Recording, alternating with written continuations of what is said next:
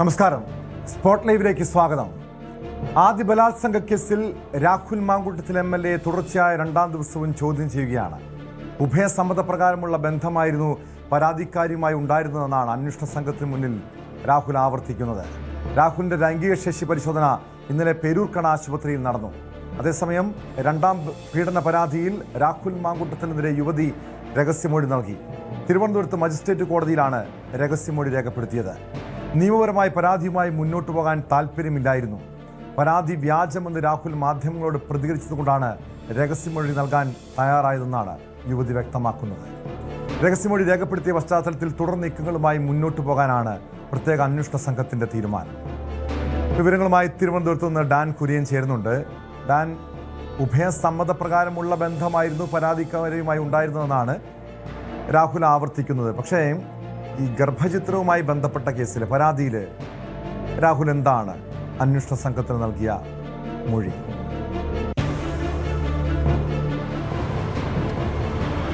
ഹൈക്കോടതി നിർദ്ദേശത്തിന്റെ അടിസ്ഥാനത്തിലാണ് രണ്ടാം ദിവസവും പ്രത്യേക അന്വേഷണ സംഘത്തിന് മുമ്പിൽ പേരൂർക്കടയിലെ പോലീസിന്റെ ക്യാമ്പ് ഓഫീസിൽ രാഹുൽ മാങ്കൂട്ടത്തിൽ MLA രാവിലെ 10 മണിയോടെ ചോദ്യം ചെയ്യലിന് ഹാജരായിരിക്കുന്നത്. കഴിഞ്ഞ ദിവസവും സമാനമായ തരത്തിൽ ചോദ്യം ചെയ്യലിന് ഹാജരായിരുന്നു.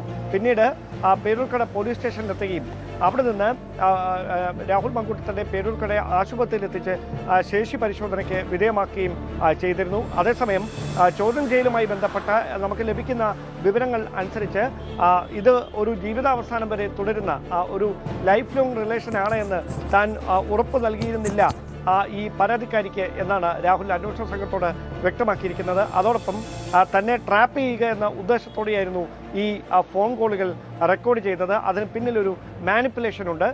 അത് തനിക്കെതിരായി നടന്ന ഒരു ഗൂഢാലോചനയുടെ ഭാഗമായിട്ടാണ് ഇത്തരത്തിൽ കോളുകൾ റെക്കോർഡ് ചെയ്യുന്ന അടക്കമുള്ള സാഹചര്യങ്ങൾ ഉണ്ടായതെന്നും കൂടി അന്വേഷണ സംഘത്തോട് രാഹുൽ മാങ്കൂട്ടത്തിൽ വെളിപ്പെടുത്തി. അതേസമയം തൻ്റെ സ്മാർട്ട് ഫോണിൻ്റെ പാസ്വേഡ് തൻ്റെ മുമ്പിൽ നിന്ന് ഫോൺ പരിശോധിച്ചാൽ മാത്രമേ പറഞ്ഞു തരികയുള്ളൂ എന്ന നിലപാടിലാണ് രാഹുൽ. കാരണം തനിക്ക് അനുകൂലമായ തെളിവുകൾ അല്ലെങ്കിൽ നശിപ്പിക്കപ്പെടും എന്ന നിലപാടിലാണ് രാഹുൽ ഉള്ളത്. ഒരുപക്ഷെ നിയമോപദേശത്തിന്റെ അടിസ്ഥാനത്തിലായിരിക്കാം അത്തരമൊരു മറുപടി അന്വേഷണ സംഘത്തിന് നൽകിയിരിക്കുന്നത്. എന്തായാലും ഈ ഫോണുകൾ നിലവിൽ പ്രത്യേക അന്വേഷണ സംഘത്തിന്റെ കസ്റ്റഡിയിലാണ്. മൂന്നാമത്തെ കേസുമായി ബന്ധപ്പെട്ട നേരത്തെ രാഹുലിനെ അറസ്റ്റ് ചെയ്ത പശ്ചാത്തലത്തിലായിരുന്നു ഫോണുകൾ കൂടി പിടിച്ചെടുത്തത്. അന്നും പാസ്വേഡ് പറഞ്ഞു നൽകാൻ ആവശ്യപ്പെട്ടെങ്കിലും രാഹുൽ തയ്യാറായിരുന്നില്ല. പിന്നീട് അത് ഫോറൻസിക് സയൻസ് ലബോറട്ടറിയിലേക്ക് പരിശോധനയ്ക്ക് അയക്കുകയാണ് എന്ന സൂചനകളാണ് ലഭിച്ചിരിക്കുന്നത്. അങ്ങനെയെങ്കിൽ ഈ കേസുമായി ബന്ധപ്പെട്ട് നാളെ കൂടി ഈ ചോദ്യം ചെയ്യലടക്കം തുടരും. അതിനുശേഷം അതുമായി ബന്ധപ്പെട്ട സമഗ്രമായൊരു റിപ്പോർട്ട് കോടതിയിൽ സമർപ്പിക്കും. ഒരുപക്ഷെ അന്വേഷണത്തോട് സഹകരിക്കാത്ത ഒരു സമീപനമാണ് രാഹുലിന്റെ ഭാഗത്തു നിന്ന് ഉണ്ടാകുന്നതെങ്കിൽ അത് കൃത്യമായി കോടതിയെ അറിയിക്കാനുള്ള ഒരു നീക്കമായിരിക്കും നടക്കുക. അതേസമയം ഗർഭചിത്രവുമായി ബന്ധപ്പെട്ട് അതിനെ സമ്മർദ്ദം ചെലുത്തിയോ എന്നതടക്കമുള്ള നേരത്തെ ഹൈക്കോടതി രാഹുൽ മാങ്കൂട്ടത്തിന് ആദ്യ ബലാത്സംഗ കേസിൽ മുൻകൂർ ജാമ്യം അനുവദിച്ചത് കർശന ഉപാധികളോടെയാണ്. അതിൽ അന്വേഷണ ഉദ്യോഗസ്ഥൻ നിർദ്ദേശിക്കുന്ന സമയങ്ങളിൽ ചോദ്യം ചെയ്യലിന് ഹാജരാകണമെന്ന നിർദ്ദേശം പാലിച്ചുകൊണ്ട് രാഹുൽ മാങ്കൂട്ടത്തിൽ ചോദ്യം ചെയ്യലിന് ഹാജരായി. അതോടൊപ്പം ലൈംഗിക ശേഷി പരിശോധനയ്ക്ക് വിധേയനായി. മൂന്നാമത്തെ ഉപാധി ഫോൺ ഹാജരാക്കണമെന്നായിരുന്നു. പക്ഷെ അത് ഇതുവരെയും രാഹുൽ മാങ്കൂട്ടത്തിൽ അതിനോട് പൂർണ്ണമായും വിയോജിപ്പ് കാണിക്കുന്നു. ഈ ഫോൺ എവിടെയുണ്ടെന്ന് സംബന്ധിച്ചുള്ള എന്തെങ്കിലും വിവരങ്ങൾ വ്യക്തമാക്കിയിട്ടുണ്ടോ? അതിലെ പാസ്വേഡ് കൈമാറുക മാത്രമല്ലല്ലോ, ഈ ഫോൺ രാഹുൽ മാങ്കൂട്ടത്തിൻ്റെ കൈവശമുണ്ടോ? അത് അന്വേഷണ സംഘത്തിന് കൈമാറാൻ വിസമ്മതിക്കുന്നതിൻ്റെ കാരണം എന്താണ്? അതിന് പറയുന്ന ന്യായം എന്താണ്? ഞാൻ അത് തന്നെയാണ് ആദ്യം സൂചിപ്പിച്ചത്. അതായത് മൂന്നാമത്തെ കേസുമായി ബന്ധപ്പെട്ട് പാലക്കാട് നിന്ന് രാഹുലിനെ അറസ്റ്റ് ചെയ്ത സമയത്ത് തന്നെ ഈ ഫോണുകൾ പിടിച്ചെടുത്തിരുന്നു അന്വേഷണ സംഘം. അതിനുശേഷമാണ് പത്തനംതിട്ട എയർ ക്യാമ്പിലെത്തിച്ച് വിശദമായി ചോദ്യം ചെയ്തത്. അന്ന് ഫോണിൻ്റെ പാസ്വേഡ് പറഞ്ഞു നൽകാൻ ആവശ്യപ്പെട്ടപ്പോൾ അതിനെ വിസമ്മതിക്കുകയായിരുന്നു രാഹുൽ. അതായത് അന്ന് പറഞ്ഞിരുന്ന കാര്യം തനിക്ക് അനുകൂലമായ തെളിവുകൾ നശിപ്പിക്കപ്പെടും, അതുകൊണ്ട് പാസ്വേഡ് പറഞ്ഞു നൽകാൻ കഴിയില്ല എന്നായിരുന്നു. അതേ സമാനമായ ശൈലി തന്നെയാണ് ഈ കേസുമായി ബന്ധപ്പെട്ട് വീണ്ടും ചോദ്യം ചെയ്യാനായി വിളിച്ചു വരുത്തിയപ്പോൾ പാസ്വേഡ് ചോദിച്ച അന്വേഷണ ഉദ്യോഗസ്ഥരോട് രാഹുൽ പറഞ്ഞത്. പക്ഷേ ഫോൺ ഇതിനോടകം തന്നെ പോലീസിന്റെ കസ്റ്റഡിയിലാണ്. ഫോണുകൾ FSL പരിശോധനയ്ക്ക് വേണ്ടി അയച്ചിട്ടുണ്ട് എന്ന സൂചനകൾ കൂടി ലഭിക്കുന്നുണ്ട്. അങ്ങനെയെങ്കിൽ ശാസ്ത്രീയ പരിശോധനയിലൂടെ അതിലെ വിവരങ്ങൾ വീണ്ടെടുക്കാനുള്ള ഒരു പരിശ്രമമാണ് അന്വേഷണ സംഘം നടത്തിക്കൊണ്ടിരിക്കുന്നത്. മാത്രമല്ല, പരാതിക്കാരി നൽകിയിരിക്കുന്ന തെളിവുകൾ അന്വേഷണ സംഘത്തിന്റെ കൈവശമുണ്ട്. രാഹുൽ കോടതിയിൽ ഹാജരാക്കിയിരിക്കുന്ന ഡിജിറ്റൽ രേഖകളുണ്ട്. ഇതെല്ലാം അന്വേഷണ സംഘം വിശദമായി തന്നെ പരിശോധിക്കുന്നുണ്ട്. അതിനുശേഷം ശേഷമാണ് ഈ ഫോണിൽ നിന്നുള്ള കൂടുതൽ വിവരങ്ങൾ വീണ്ടെടുക്കാനുള്ള ശ്രമത്തിന്റെ ഭാഗമായി അത് FSL പരിശോധനയ്ക്ക് വേണ്ടി അയച്ചിരിക്കുന്നത്. അതേസമയം ആ പാസ്വേഡ് തന്റെ മുമ്പിൽ വെച്ച് ഫോൺ പരിശോധിച്ചാൽ മാത്രമേ പറഞ്ഞു തരികയുള്ളൂ എന്ന നിലപാടിൽ രാഹുൽ ഉറച്ചു നിൽക്കുകയാണ് എന്നാണ് SITയുടെ ഭാഗത്ത് നമുക്ക് ലഭിക്കുന്ന സൂചന. അന്വേഷണത്തോട് സഹകരിക്കുന്നുണ്ടോ ഇല്ലയോ എന്ന കാര്യം വിശദമായി തന്നെ കോടതിയെ അറിയിക്കും എന്നുകൂടി SIT അറിയിക്കുന്നുണ്ട്.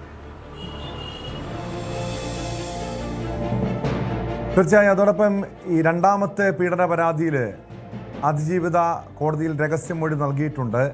അതിൽ പ്രധാനമായും ചൂണ്ടിക്കാണിക്കുന്ന കാര്യം വിവാഹം ചെയ്യാൻ രാഷ്ട്രീയ ജീവിതം അനുവദിക്കില്ല എന്ന് രാഹുൽ മാങ്കൂട്ടത്തിൽ പറഞ്ഞു. മറ്റെന്തെങ്കിലും കാര്യങ്ങൾ ഈ രഹസ്യമൊഴിയുമായി ബന്ധപ്പെട്ട എന്തെങ്കിലും കാര്യങ്ങൾ വ്യക്തമായിട്ടുണ്ടോ? എന്താണ് ഈ അതിജീവിത കോടതിയിൽ വ്യക്തമാക്കിയിരിക്കുന്ന കാര്യങ്ങൾ? KPCC അധ്യക്ഷന് ഒരു 23-കാരി അയച്ച പരാതിയാണ് ഈ വിവാദങ്ങൾക്കൊക്കെ തുടക്കം. ആ പരാതി പിന്നീട് സംസ്ഥാന പോലീസ് മേധാവിക്ക് കൈമാറുന്നു. പോലീസ് മേധാവി അത് ക്രൈംബ്രാഞ്ച് സംഘത്തിന് അന്വേഷണത്തിനായി കൈമാറുന്നു. ആദ്യഘട്ടത്തിൽ നിയമപരമായി തനിക്ക് മുമ്പോട്ട് പോകാൻ താല്പര്യമില്ല എന്നായിരുന്നു നേരിൽ കണ്ട അന്വേഷണ ഉദ്യോഗസ്ഥരോട് യുവതി വെളിപ്പെടുത്തിയത്. അതിനുശേഷം രാഹുൽ മാങ്കൂട്ടത്തിലാണ് ഇങ്ങനെ ഒരു പരാതിയില്ല, ആ സംഭവം കെട്ടിച്ചമച്ചതാണ്, അത് തനിക്കെതിരായ ഗൂഢാലോചനയുടെ ഫലമാണ് എന്ന നിലപാട് മാധ്യമങ്ങളോട് തന്നെ അദ്ദേഹം വ്യക്തമാക്കിയിരിക്കുന്നു. അതിന് പിന്നാലെയാണ് ഈ പരസ്യമായ പ്രതികരണങ്ങൾ തുടർച്ചയായി മാധ്യമങ്ങളിൽ വാർത്തയായതിന് പിന്നാലെ അതിൽ പ്രകോപിതയായി ഈ പരാതിക്കാരിയായ 23-കാരി നേരിട്ട് മജിസ്ട്രേറ്റിന് മുമ്പിലെത്തി 164 സ്റ്റേറ്റ്മെന്റ് അഥവാ രഹസ്യമൊഴി നൽകിയിരിക്കുന്നതെന്നാണ് വിവരം. നെടുമങ്ങാട് മജിസ്ട്രേറ്റ് കോടതിയിലാണ് കഴിഞ്ഞ ഏതോ ഒരു ദിവസം ഈ പരാതിക്കാരി നേരിട്ടെത്തി, ഈ രണ്ടാം കേസിലെ പരാതിക്കാരി നേരിട്ടെത്തി രഹസ്യമൊഴി നൽകിയിരിക്കുന്നത്. ഇതോടെ ഈ പരാതിക്ക് നിയമസാധുത കൈവന്നിരിക്കുകയാണ്. അതായത് രാഹുലിനെതിരെ പോലീസ് സംവിധാനങ്ങൾക്ക് മുമ്പിലെത്തിയ 3 കേസുകളിലും പരാതിക്കാരായിരുന്നവർ ഇതോടെ 3 പേരും രഹസ്യമൊഴി നൽകിയിരിക്കുന്നു. അങ്ങനെ 3 കേസുകളിലും ഒരു നിയമസാധുത ഈ പരാതി ഇങ്ങനെ രഹസ്യമൊഴിയായി മജിസ്ട്രേറ്റിന് മുമ്പിൽ സമർപ്പിച്ചതോടെ അതിനൊരു നിയമസാധുത കൈവന്നിട്ടുണ്ട്. ഇനി മജിസ്ട്രേറ്റ് സാക്ഷിയായി ഈ മൊഴി അത് റെക്കോർഡ് ചെയ്ത് അന്വേഷണ സംഘത്തിന് കൈമാറും. അന്വേഷണ സംഘത്തെ കോടതിയിൽ ഹാജരാക്കുന്ന ഒരു നടപടിക്രമമാണ് ബാക്കിയാകുന്നത്. അങ്ങനെയെങ്കിൽ അതിന്റെ പശ്ചാത്തലത്തിൽ ആ കേസിൽ കൂടുതൽ വകുപ്പുകൾ ഒരുപക്ഷെ ചുമത്തിയേക്കും.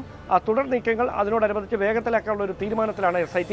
അതേസമയം രഹസ്യമൊഴിയിൽ കൂടുതൽ ഗുരുതരമായ ആരോപണങ്ങൾ രാഹുലിനെതിരെ ഉണ്ട്. അതുമായി ബന്ധപ്പെട്ട ചില തെളിവുകൾ കൂടി ഈ യുവതി കൈമാറിയിട്ടുണ്ട് എന്നാണ് വിവരം. അത് എന്തൊക്കെയാണെന്നോ എന്താണ് അതിന്റെ പരാതിയുടെ സ്വഭാവമെന്നോ നമുക്ക് വ്യക്തമായിട്ടില്ല. പക്ഷേ അത് ഗുരുതരമായ ചില വെളിപ്പെടുത്തലുകളാണ് എന്നുള്ള സൂചനകളാണ് നമുക്ക് SITയുടെ ഭാഗത്തുനിന്ന് ഇപ്പോൾ ലഭിക്കുന്നത്. തീർച്ചയായും എന്തായാലും രാഹുൽ മാങ്കൂട്ടത്തിന് പരമാവധി തെളിവുകൾ കണ്ടെത്താൻ അന്വേഷണ സംഘത്തിന് കഴിഞ്ഞിട്ടുണ്ട്. പക്ഷേ ഈ രാഹുൽ മാങ്കൂട്ടത്തിലെ ഈ ഫോണിലെ വിവരങ്ങൾ ഇതുവരെയും കൈമാറാത്തത് ഈ അന്വേഷണത്തിന് ഏതെങ്കിലും രീതിയിലുള്ള ഒരു വെല്ലുവിളിയാണോ? പ്രത്യേകിച്ചും രാഹുൽ മാങ്കൂട്ടത്തിൻ്റെ ഫോണിൽ ചില നിർണായകമായിട്ടുള്ള തെളിവുകൾ ഉണ്ടാകാം. രാഹുൽ തന്നെ വ്യക്തമാക്കുന്ന കാര്യമുണ്ട്, ഈ പെൺകുട്ടികൾക്കെതിരായിട്ടുള്ള ചില വിവരങ്ങൾ തൻ്റെ കൈവശമുണ്ട് എന്ന്. സ്വാഭാവികമായും ഈ ഫോണിലെ വിവരങ്ങൾ പാസ്വേഡ് അടക്കം കൈമാറാത്തത് എത്രത്തോളം അന്വേഷണത്തിന് തിരിച്ചടിയാകും?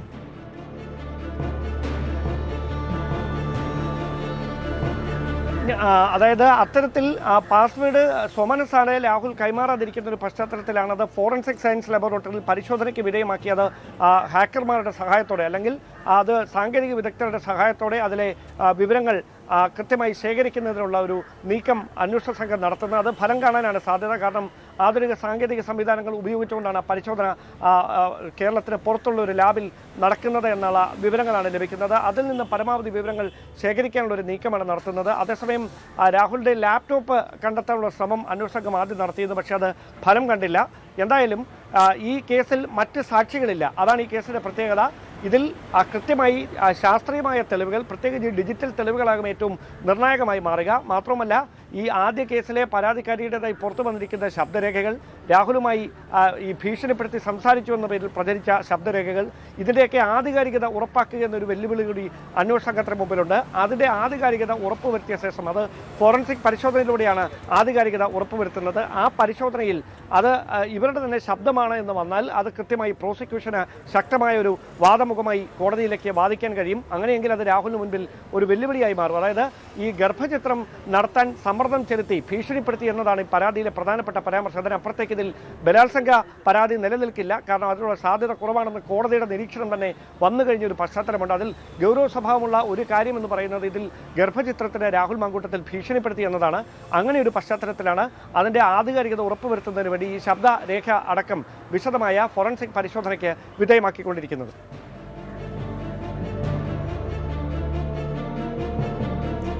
വ്യക്തമാണ്. ഡാൻ കുര്യനാണ് വിവരങ്ങൾ നൽകുന്നത്. ആദ്യ ബലാത്സംഗ കേസിലാണ് രാഹുൽ മാങ്കൂട്ടത്തിൻ്റെ ചോദ്യം ചെയ്യൽ തുടരുന്നത്. ലൈംഗിക ശേഷി പരിശോധന ഇന്നലെ പൂർത്തിയായിരുന്നു. ശബരിമല സ്വർണ്ണക്കൊള്ളയിൽ നടൻ ജയറാമിനെ ഇഡി ചോദ്യം ചെയ്യുന്നത് തുടരുന്നു. മുഖ്യപ്രതി ഉണ്ണികൃഷ്ണൻ പോറ്റിയുമായുള്ള ബന്ധത്തിൽ വ്യക്തത വരുത്താനാണ് ചോദ്യം ചെയ്യൽ. കള്ളത്തരം കാണിച്ചവരെ അയ്യപ്പൻ വെറുതെ വിടുമോയെന്നും ശബരിമലയിൽ തട്ടിപ്പ് നടത്തിയിട്ടുണ്ടെങ്കിൽ അവരൊക്കെ കുടുങ്ങട്ടെ എന്നും ചോദ്യം ചെയ്യലിന് ഹാജരാകുമ്പോൾ ജയറാം പ്രതികരിച്ചു. നമ്മളെ മലയാളികളെ സംബന്ധിച്ചിടത്തോളം അതൊരു പ്രത്യേക വികാരമാണ്. എത്രയോ ക്ഷേത്രങ്ങൾ നമുക്കുണ്ടെങ്കിലും ശബരിമല എന്ന് പറയുന്നത് ഓരോ ഭാരതീയനെ സംബന്ധിച്ചിടത്തോളം ജാതി മത ഭേദമന്യേ അവരെത്തുന്ന വലിയ പുണ്യ സ്ഥലമാണ്. അപ്പൊ അവിടെ ഇത്തരം സ്കാം എന്തെങ്കിലും നടന്നിട്ടുണ്ടെങ്കിൽ അത് 100% വെളിച്ചത്ത് കൊണ്ടുവരികയും അതിനകത്ത് ബന്ധപ്പെട്ടിട്ടുള്ളവരെ എല്ലാം വെളിച്ചത്ത് കൊണ്ടുവരാൻ ഓരോ മലയാളിയും ബാധ്യസ്ഥനാണ്. ആ ഒരു മലയാളിയുടെ കൂട്ടത്തിൽപ്പെട്ട ഒരാൾ തന്നെയാണ് ഞാനും. പറയട്ടെ ബാക്കി.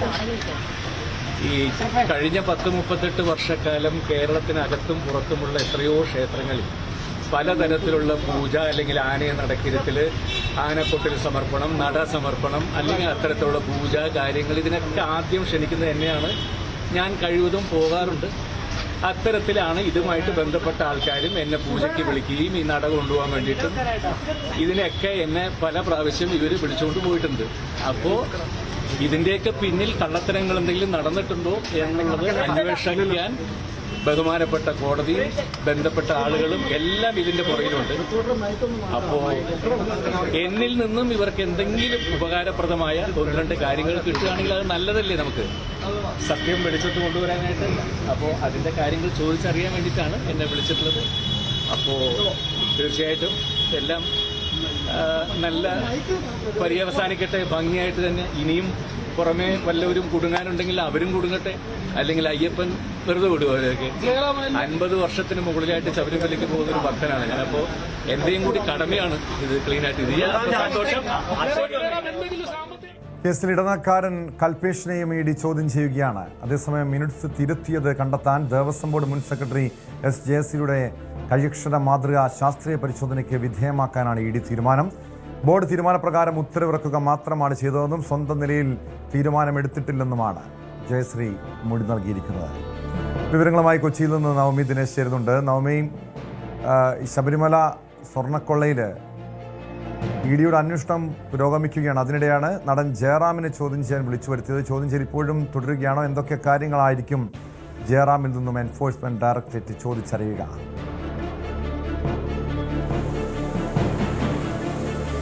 ടോം, കൃത്യം 11 മണിയോടുകൂടി തന്നെ ജയറാം കൊച്ചിയിലെ ഇഡി ഓഫീസിൽ ഹാജരായി. അതിനുശേഷം അദ്ദേഹം മാധ്യമങ്ങളെ കണ്ടപ്പോൾ പൂർണ്ണമായിട്ടുള്ള ആത്മവിശ്വാസത്തിൽ തന്നെയാണ്.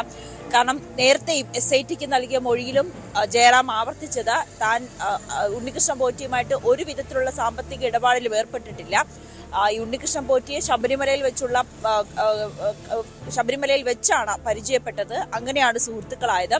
വർഷങ്ങളായി ശബരിമലയിൽ പോകുന്ന എല്ലാ മകരവിളക്കിലും സ്ഥിര സാന്നിധ്യമാകുന്ന ഒരാളും കൂടിയാണ് ജയറാം. ആ ഒരു ഘട്ടത്തിൽ ജയറാമിന്റെ വീട്ടിൽ ഒരു പൂജ നടത്തുകയും ആ പൂജ സംഘടിപ്പിച്ചത് ഉണ്ണികൃഷ്ണൻ പോറ്റിയാണ്.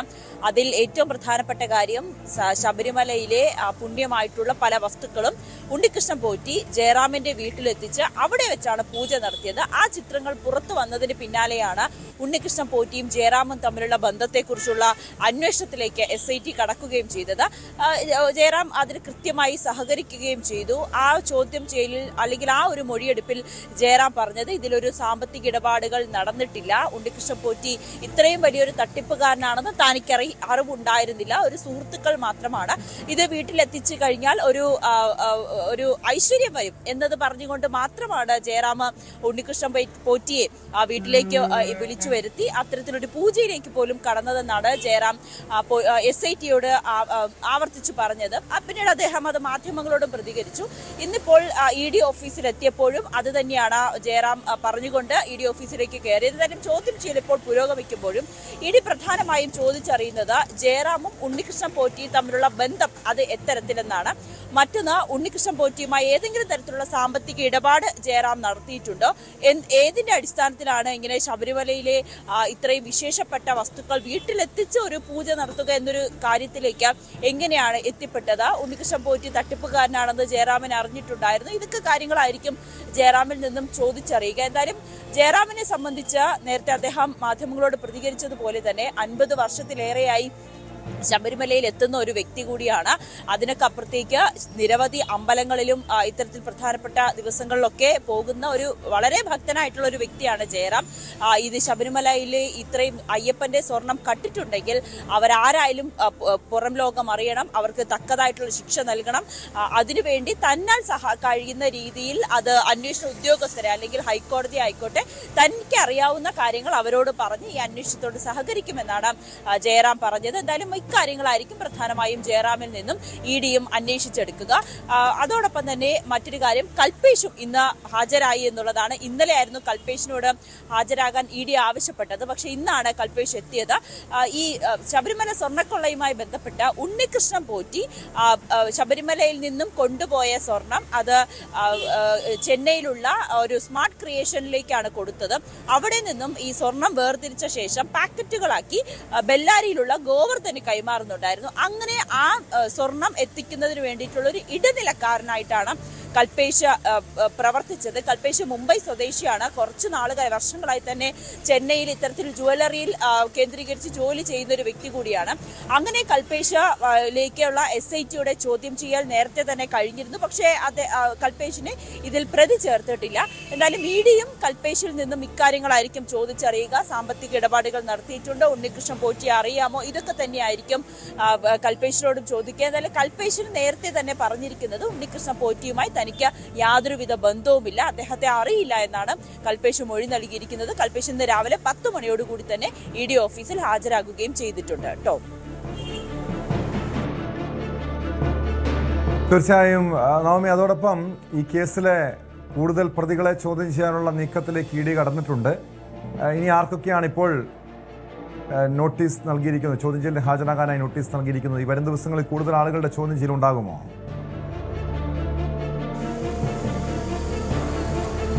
ഉറപ്പായും ടോം. എന്തായാലും ഉണ്ണികൃഷ്ണൻ പോറ്റിയെ ചോദ്യം ചെയ്യുമെന്ന് ഉറപ്പാണ്. അത് എന്നാണ് നോട്ടീസ് അയക്കുക, എന്നാണ് ഹാജരാകാൻ നിർദ്ദേശിക്കുക എന്നത് കാത്തിരിക്കുകയാണ്. അതോടൊപ്പം തന്നെ ഈ കേസുമായി ബന്ധപ്പെട്ട് നിരവധി പേര് ഇപ്പോഴും EDയുടെ പ്രതിപട്ടികയിലുണ്ട്. നിരവധി പേർക്ക് ED നോട്ടീസ് അയക്കും എന്നാണ് നമുക്കറിയാൻ സാധിക്കുന്നത്. SIT ചോദ്യം ചെയ്ത അല്ലെങ്കിൽ ഈ കേസുമായി ബന്ധപ്പെട്ട് ജയിലിലാക്കപ്പെട്ടവരെല്ലാവരെയും ED ചോദ്യം ചെയ്യാനുള്ളൊരു സാധ്യത നമുക്ക് തള്ളിക്കളയാൻ കഴിയില്ല. ഉണ്ണികൃഷ്ണൻ പോറ്റിയെ ചോദ്യം ചെയ്ത് കഴിഞ്ഞാൽ ഒരു അറസ്റ്റ് അടക്കമുള്ള കാര്യങ്ങളിലേക്ക് കടക്കുമെന്ന് ഏറെക്കുറെ ഉറപ്പായിട്ടുണ്ട്.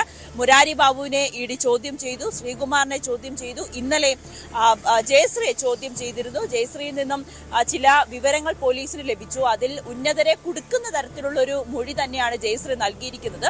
ജയശ്രീ പറഞ്ഞതിൽ ഏറ്റവും പ്രധാനപ്പെട്ട കാര്യം, അങ്ങനെ മിനിറ്റ്സ് തിരുത്താൻ തനിക്ക് നിർദ്ദേശമുണ്ടായിരുന്നു എന്നാണ്. നിർദ്ദേശത്തെ തുടർന്ന്, തനിക്ക് മേലുള്ള ഉദ്യോഗസ്ഥരുടെ നിർദ്ദേശത്തെ തുടർന്നാണ് താനൊരു മിനിറ്റ്സ് തിരുത്ത് വരുത്തിയത്. ഉണ്ണികൃഷ്ണൻ പോറ്റിയുമായി ഒരു ബന്ധമില്ല, സാമ്പത്തിക നേട്ടം ഒന്നും തന്നെ തനിക്ക് ലഭിച്ചിട്ടില്ല എന്ന് ജയശ്രീ പറയുന്നുണ്ട്. പക്ഷെ അത് പൂർണ്ണമായും വിശ്വാസത്തിലെടുക്കാൻ ED തയ്യാറായിട്ടില്ല. അതുകൊണ്ട് തന്നെ ജയശ്രീയുടെ സാമ്പത്തിക ഇടപാടുകളും പരിശോധിക്കാൻ ED തയ്യാറാകുന്നുണ്ട്. മറ്റൊരു കാര്യം, ജയശ്രീ മിനിറ്റ്സിൽ തിരുത്തി എന്ന് പറയുന്ന അതിന്റെ കൈയക്ഷരവുമായി താരതമ്യപ്പെടുത്തുന്നതിന് വേണ്ടിയിട്ടുള്ള പരിശോധനയ്ക്കായി അയച്ചിരിക്കുകയാണ് ED ഉദ്യോഗസ്ഥർ. അതിന്റെ ഫലം കൂടി കാത്തിരിക്കുകയാണ്. അതിനുശേഷമായിരിക്കും ജയശ്രീയെ വീണ്ടും ചോദ്യം ചെയ്യാൻ വിളിപ്പിക്കുക. വരും ദിവസങ്ങളിൽ കൂടുതൽ ആളുകളെ ചോദ്യം ചെയ്യാൻ വിളിപ്പിക്കുന്നുണ്ട്. അതിൽ ഉണ്ണികൃഷ്ണൻ പോറ്റിയിലേക്ക് വന്നു കഴിഞ്ഞാൽ ഉണ്ണികൃഷ്ണൻ പോറ്റിയുടെ അറസ്റ്റ് അടക്കമുള്ള കാര്യങ്ങളിലേക്ക് നമുക്ക് ED കടന്നേക്കുമെന്നാണ് നമുക്ക് സൂചന ലഭിക്കുന്നത്. എന്തായാലും ഇപ്പോൾ ജയറാമിനെയും കൽപേഷിനെയുമാണ് ഇന്നത്തെ ദിവസം ED ചോദ്യം ചെയ്യുന്നത്. കൽപേഷിനെ വരും ദിവസങ്ങളിൽ ചോദ്യം ചെയ്യാൻ വിളിപ്പിക്കുമോ എന്നതൊക്കെ ഇന്നൊരു തീരുമാനമുണ്ട്. ജയശ്രീ, ദേവസ്വം ബോർഡ് മുൻ സെക്രട്ടറി ജയശ്രീ ഇഡിക്ക് നൽകിയിരിക്കുന്ന മൊഴി പോലും ബോർഡിൻ്റെ തീരുമാനപ്രകാരമാണ് താൻ ഉത്തരവിറക്കിയത്, അതിനപ്പുറം സ്വന്തം നിലയിൽ ഒരു തീരുമാനം എടുത്തിട്ടില്ല എന്നാണ്. ഈ ദേവസ്വം ബോർഡിലെ അന്നത്തെ ഭരണകൂടത്തെ, അന്നത്തെ നേതൃത്വത്തെ ഒരു പ്രതിരോധത്തിലാക്കുന്ന, പ്രതിക്കൂട്ടിൽ നിർത്തുന്നതല്ലേ ജയശ്രീയുടെ മൊഴി?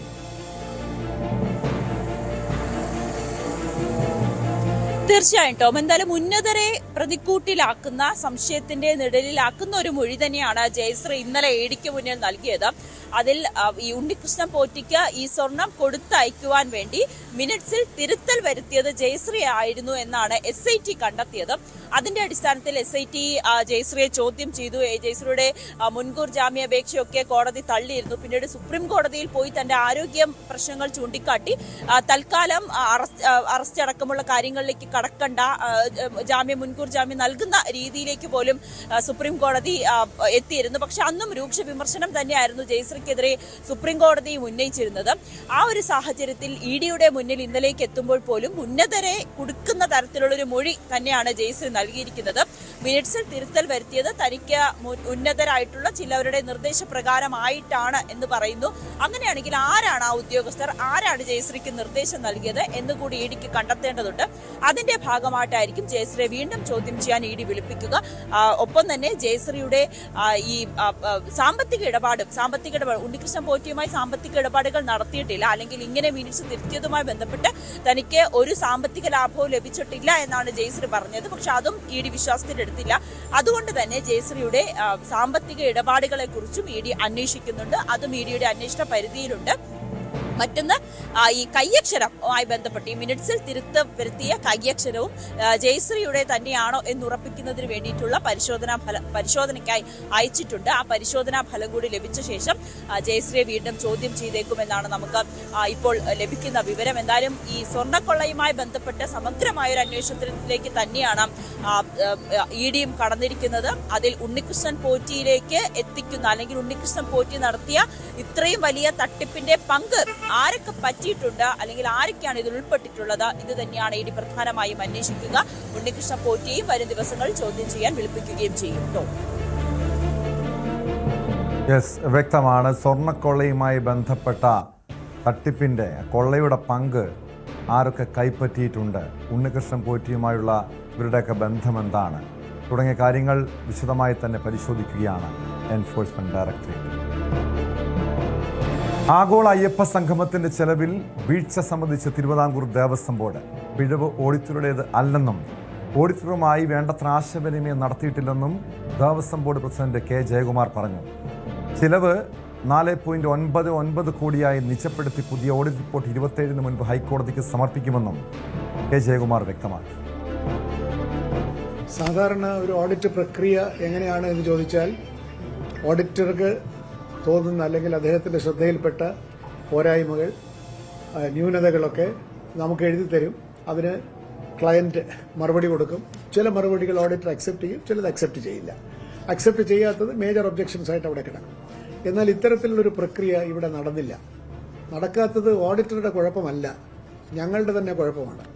കാരണം ഓഡിറ്റർ പല കുറികളും ചോദിച്ചെങ്കിലും സമയത്തിന് ഇവിടുന്ന് മറുപടി കൊടുക്കുകയോ ഓഡിറ്ററുമായിട്ട് വേണ്ടത്ര ആശയവിനിമയം നടക്കാതെയോ വന്നതുകൊണ്ടാണ് ഓഡിറ്റ് റിപ്പോർട്ടിൽ ഇപ്പോൾ പ്രതികൂലമെന്ന് തോന്നുന്ന ഒരുപാട് പരാമർശങ്ങൾ കടന്നുകൂടാൻ കാരണം സമയത്തിന് റെക്ടിഫിക്കേഷൻ നടക്കാത്തതുകൊണ്ടാണ്.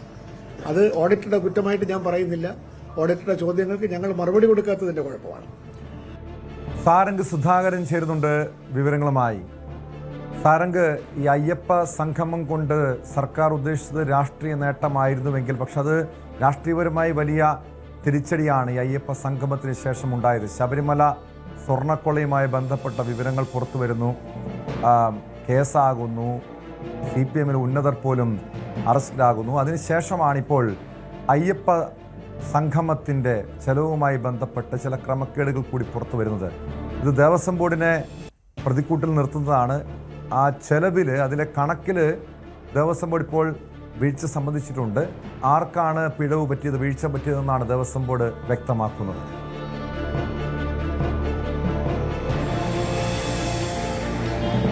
ടോം സൂചിപ്പിച്ച പോലെ തന്നെയാണ് ഈ ഒരു അയ്യപ്പ സംഘവുമായി ബന്ധപ്പെട്ട് നിൽക്കുന്ന വിവാദം പുറത്തേക്ക് വരുന്നത്.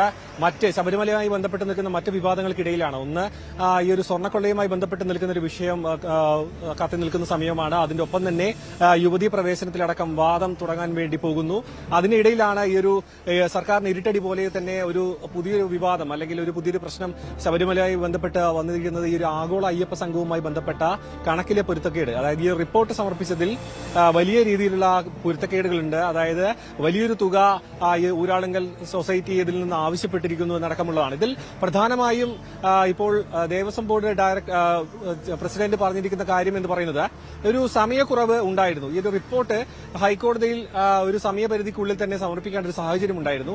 ആ ഒരു സമയപരിധിക്കുള്ളിൽ തന്നെ ഇത് നൽകേണ്ട ഒരു സാഹചര്യം നിലനിൽക്കുന്നതുകൊണ്ട് ഈ ഓഡിറ്റർക്ക് കൃത്യമായ സമയം ലഭിച്ചില്ല. അതിനൊപ്പം തന്നെ ഈ കാര്യത്തിൽ ഒരു ആശയവിനിമയം നടത്താൻ ബോർഡുമായി അദ്ദേഹം ആശയവിനിമയം നടത്താനുള്ള ഒരു സാഹചര്യം പ്രതീക്ഷിച്ചിരുന്നു. ഒപ്പം തന്നെ അതിലേക്ക് എത്താൻ സാധിച്ചില്ല എന്നുള്ളത്. അതായത് ബോർഡിന് ഈ കാര്യത്തിൽ കൃത്യമായ വീഴ്ച സംഭവിച്ചിട്ടുണ്ട്.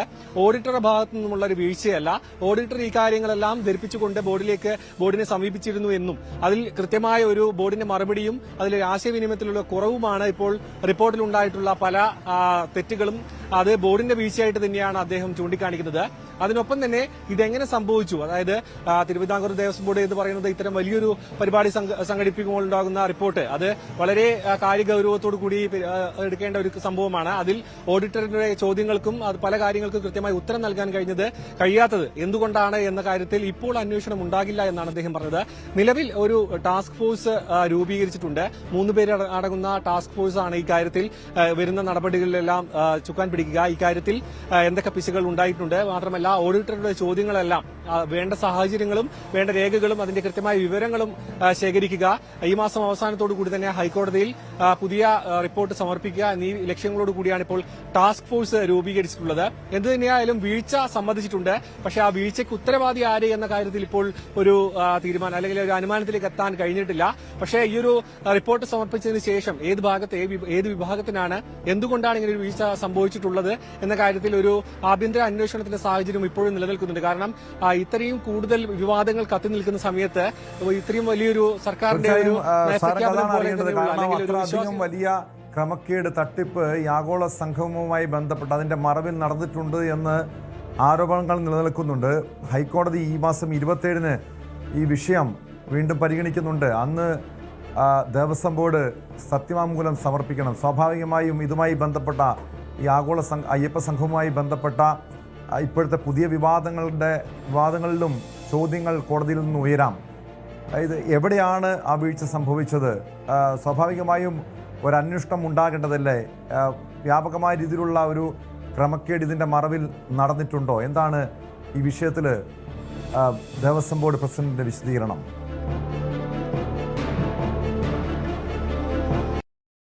ടോമി, ഈ വിഷയത്തിൽ അതായത് അന്വേഷണം ഉണ്ടാകുമെന്ന് തന്നെയാണ് പറയുന്നത്. പക്ഷേ അത് ഏത് തരത്തിലാണ് ഈ ഒരു വീഴ്ച സംഭവിച്ചത് അതിനപ്പുറത്തേക്ക് ഒരു പ്രഥമ പരിഗണന നൽകുന്നത് കൃത്യമായ റിപ്പോർട്ട് സമർപ്പിക്കുക. കാരണം ഹൈക്കോടതിയുടെ നിരീക്ഷണത്തിലുള്ള ഒരു ക്ഷേത്രമാണ്. മാത്രമല്ല ഇതിൽ വലിയ രീതിയിലുള്ള വിവാദങ്ങൾ ഇപ്പോൾ തന്നെ നടക്കുന്നുണ്ട്. അതുകൊണ്ട് തന്നെ ഇതിലെ കണക്കിലെ ഓഡിറ്റ് റിപ്പോർട്ടിലെ പിഴവുകൾ ആദ്യം പരിഹരിക്കുക. അതിനുശേഷം എങ്ങനെയാണ് ഈ ഒരു പ്രശ്നം ഉണ്ടായത് അതിലേക്ക് ശ്രദ്ധ കേന്ദ്രീകരിക്കാമെന്നാണ് അദ്ദേഹം പ്രതികരിച്ചത്. അതിനൊപ്പം തന്നെ കൂട്ടി വായിക്കേണ്ട മറ്റൊരു വിഷയം എന്ന് പറയുന്നത് ഈ ഒരു ചിലവ്. അതായത് PS Prashanth Devaswom board president ആയിരുന്ന സമയത്താണ് ഈ ആഗോള അയ്യപ്പ സംഘവും സംഘടിപ്പിക്കുന്നതും അതിനുവേണ്ടിയുള്ള ചർച്ചകളും അതിന്റെ ക്രമീകരണങ്ങളെല്ലാം ഒരുക്കിയത് അദ്ദേഹത്തിന്റെ പ്രസിഡന്റ് ആയിരിക്കുന്നത്. അതായത് ആ സമയത്താണ് ഈ വിഷയങ്ങളെല്ലാം നടക്കുന്നതും. ആ സമയത്താണ് ഇതുമായി ബന്ധപ്പെട്ട MOU ഊരാളുങ്കൽ സൊസൈറ്റിയുമായി ഒപ്പിടുന്നത്. അതിൽ 8 കോടിയിലധികം രൂപയാണ് MOU ഒപ്പിട്ടിരുന്നത്. പക്ഷേ അതിനുശേഷം ഈ ഒരു MOU ഒപ്പിടുന്നു, ഈ ധാരണാപത്രം ഒപ്പിട്ടതിന് ശേഷം ദേവസ്വം ബോർഡ് വീണ്ടും ഒരു യോഗം ചേരുന്നു. ആ യോഗത്തിലെടുത്ത തീരുമാനത്തിലാണ് ഈ 8 കോടിയിൽ നിന്നും ചിലവ് ചുരുക്കിക്കൊണ്ട് 4.99 കോടി രൂപ ആ തുകയിൽ നിൽക്കണം ചിലവ് എന്ന തീരുമാനമെടുക്കുന്നു. അതായത് ഇനി ഈ ഒരു കണക്കിലെ അപാകതകളും എല്ലാം പരിഹരിച്ച് ഓഡിറ്റ് റിപ്പോർട്ട് കൃത്യമായി സമർപ്പിച്ചാലും ഇതിൽ ഈ ഒരു ആഗോള അയ്യപ്പ സംഘവുമായി ബന്ധപ്പെട്ട് ഈ തുക മാത്രം, അതായത് 4.99 ലക്ഷം രൂപ മാത്രമാണ് ഇപ്പോൾ ഊരാളുങ്കൽ സൊസൈറ്റിക്ക് ലഭിക്കുക. അതിനൊപ്പം തന്നെ 25 ലക്ഷം രൂപ മറ്റു വകുപ്പിൽ, അതായത് റൂം അടക്കം ഒരുക്കിയതിൽ ആ ചിലവുകളിലേക്ക് കൈമാറും. അപ്പോൾ ഈ ഊരാളുങ്കൽ സൊസൈറ്റിക്ക് ലഭിക്കുക അല്ലെങ്കിൽ അവരുടെ ഉപകമ്പനിയായിട്ടുള്ള കമ്പനിക്ക് ലഭിക്കുന്നത് 4.75 കോടി ആ ഒരു തുകയായിരിക്കും ലഭിക്കുക. അതിൽ തന്നെ വലിയൊരു പൊരുത്തക്കേടുണ്ട്. കാരണം MOU ഒപ്പിടുന്നു, അതിനുശേഷം കമ്പനിയുമായി ഒത്തുചേർന്ന് തീരുമാനമെടുക്കാതെ ബോർഡ് തന്നെ ഒരു യോഗം ചേർന്നുകൊണ്ട് അതിൽ തീരുമാനം മാറ്റുന്നു, ചിലവ് ചുരുക്കണമെന്ന തീരുമാനം വരുന്നു. ഈ ഒരു തീരുമാനത്തിന്റെ അടിസ്ഥാനത്തിലാണ് ഇപ്പോഴത്തെ ബോർഡും ആ ഒരു തീരുമാനം പിൻപറ്റി മുന്നോട്ട് വന്നത്. കാരണം അവർ ഈ ഒരു മുൻപത്തെ ബോർഡ് എടുത്ത തീരുമാനത്തിന്റെ അതേ അടിസ്ഥാനത്തിൽ തന്നെ ചിലവ് 4 കോടിയിലധികം, അതായത് 4,99,00,000 തന്നെ നിൽക്കണമെന്നാണ് ഇപ്പോഴും തീരുമാനമുള്ളത്. ഈ വിഷയം സൊസൈറ്റിയെ അറിയിച്ചിട്ടുണ്ടെന്നാണ് അദ്ദേഹം പറഞ്ഞത്. പക്ഷേ അവരതിനെ അംഗീകരിക്കുന്ന, അതായത് അത് സമ്മതിച്ചുകൊണ്ടുള്ള ഒരു മറുപടി അവരുടെ ഭാഗത്തുനിന്നും ഉണ്ടായിട്ടില്ല. ഇത് വലിയ നിയമക്കുരുക്കളിലേക്ക് പോകുമോ എന്ന കാര്യവും ചോദ്യമാണ്. കാരണം വലിയൊരു തുകയാണ് അവരുടെ കയ്യിൽ നിന്നും ചിലവായിട്ടുള്ളത്. 3 കോടി രൂപ ഈ ദേവസ്വം ബോർഡ് അഡ്വാൻസായി നൽകിയിരുന്നു. അത് സ്പോൺസർഷിപ്പിലൂടെ തുക തിരിച്ചു ലഭിച്ചതോടുകൂടി അക്കൌണ്ടിലേക്ക് തിരികെ എത്തിയിട്ടുണ്ടെന്ന് പറയുന്നു. ഇതിനൊപ്പം തന്നെ പല ഭാഗങ്ങളിൽ നിന്ന് ലഭിക്കേണ്ട സ്പോൺസർഷിപ്പ് തുക ഇനിയും ലഭിച്ചിട്ടില്ല. പലരും ഈ കാര്യത്തിൽ പിന്നോട്ട് പോയിട്ടുണ്ട് എന്ന കാര്യവും അദ്ദേഹം സമ്മതിക്കുന്നുണ്ട്. അതിനൊപ്പം തന്നെ ഇനി ലഭിക്കാനുള്ള തുക അദാനി ഗ്രൂപ്പിൽ നിന്നാണ്. അദാനി ഗ്രൂപ്പ് ഒരു വലിയൊരു തുക സ്പോൺസർഷിപ്പ് നൽകാൻ ഏറ്റിട്ടുണ്ട്. അതുകൊണ്ട് തന്നെ ആ പണം വരുന്ന മുറയ്ക്കായിരിക്കും ഈ ഒരു തുക കൊടുത്തു തീർക്കുക. പക്ഷേ അപ്പോഴും ഈ ഒരു MOU ഒപ്പിട്ടതും ഇപ്പോൾ നിശ്ചയിച്ചിട്ടുള്ള തുകയും തമ്മിലുള്ള ഒരു അന്തരം വലുതാണ്. അതും വലിയൊരു ചോദ്യമായി ചിലപ്പോൾ ഒരു നിയമ പോരാട്ടത്തിലേക്ക് ഊരാളുങ്കൽ സൊസൈറ്റി കടക്കുകയാണെന്നുണ്ടെങ്കിൽ അതും സർക്കാരിനും ഒപ്പം തന്നെ ദേവസ്വം ബോർഡിനും വലിയ തലവേദനയാകും. അതുകൊണ്ട് തന്നെ ഇത്തരം പ്രശ്നങ്ങൾ, അതായത് ഇത്രയും വലിയ വിവാദങ്ങൾക്ക് തിരികൊളുത്തിയ പ്രശ്നങ്ങൾക്കെല്ലാം പരിഹാരം കാണുക, അതിനുശേഷം മതി ആഭ്യന്തരമായിട്ടുള്ള അന്വേഷണം, അല്ലെങ്കിൽ എന്തുകൊണ്ട് ഇങ്ങനൊരു വീഴ്ച സംഭവിച്ചു, മാത്രമല്ല അത് ഹൈക്കോടതിയിലേക്ക് റിപ്പോർട്ട് സമർപ്പിക്കുക. അതായത് പരിപൂർണമായും കൃത്യമല്ലാത്ത അല്ലെങ്കിൽ വലിയ തെറ്റുകൾ ഉൾപ്പെട്ടിട്ടുള്ള ഒരു റിപ്പോർട്ട് ഹൈക്കോടതിയിൽ നൽകുക എന്ന് പറയുന്നത് വലിയ ഗുരുതരമായ ഒരു പിഴവ് തന്നെയാണ്. പക്ഷേ അതിലെ കുറ്റക്കാരിലേക്ക് എത്താൻ കൂടുതൽ സമയമെടുക്കുമെന്നാണ് മനസ്സിലാക്കാൻ കഴിയുന്നത്. അതിനൊപ്പം തന്നെ ഈ സമയപരിധിയും അദ്ദേഹം ചൂണ്ടിക്കാണിച്ചിട്ടുണ്ട്. കാരണം ഹൈക്കോടതിയിൽ റിപ്പോർട്ട് സമർപ്പിക്കാൻ വളരെ ചുരുങ്ങിയ സമയം ഉണ്ടായിരുന്നുള്ളൂ. ആ സമയത്തിനുള്ളിൽ നൽകേണ്ട ഒരു സാഹചര്യം ഉണ്ടായതുകൊണ്ടാണ് ഇത്തരം തെറ്റുകൾ, വ്യാപകമായ തെറ്റുകൾ ഈ റിപ്പോർട്ടിൽ ഉണ്ടാവാൻ കാരണം. എന്തുതന്നെയായാലും ഈ ഒരു ആഭ്യന്തര അന്വേഷണവും ഉണ്ടാകും, ഇതിൽ കുറ്റക്കാരെ കണ്ടെത്താനുള്ള നീക്കവും ഉണ്ടാകും തന്നെയാണ് അദ്ദേഹം പ്രതികരിച്ചത്. അതിനൊപ്പം തന്നെ ഈ തുകയും തമ്മിലുള്ള പ്രശ്നങ്ങളിൽ ഊരാളുങ്കൽ സൊസൈറ്റിയുമായി ഒരു സമവായത്തിലെത്താനുള്ള നീക്കവും സമാന്തരമായി നടക്കുന്നുണ്ടെന്നാണ് ലഭിക്കുന്ന വിവരം. ടോം. വ്യക്തമാണ്. സാരംഗ് സുധാകരനാണ് വിവരങ്ങൾ നൽകിയത്. അയ്യപ്പ സംഗമത്തിന്റെ ചെലവിൽ ദേവസ്വം ബോർഡ് വീഴ്ച സംഭവിച്ചിട്ടുണ്ട്. ആർക്കാണ് ആ വീഴ്ച പറ്റിയത്? എന്തായാലും ആഭ്യന്തര തലത്തിൽ അന്വേഷണം ഉണ്ടാകുമെന്നാണ്. കണ്ണൂരിൽ മകൻ മദ്യലഹരിയിൽ എടുത്തെറിഞ്ഞ വയോധിക മരണത്തിന് കീഴടങ്ങി. വാർത്ത പരിശോധിക്കും.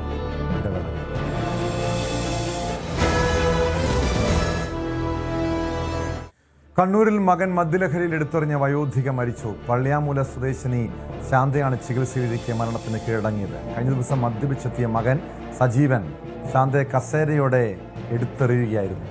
ഇയാൾ നിലവിൽ റിമാൻഡിലാണ്. വിവരങ്ങളുമായി സുമേഷ് മോറാഴ ചേരുന്നു കണ്ണൂരിൽ നിന്ന്. സുമേഷ്, ചിലവിന് പണം ചോദിച്ചതിനാണ് സജീവൻ സ്വന്തം അമ്മയെ കസേര ഉൾപ്പെടെ എടുത്ത് പുറത്തേക്ക് എറിഞ്ഞത്.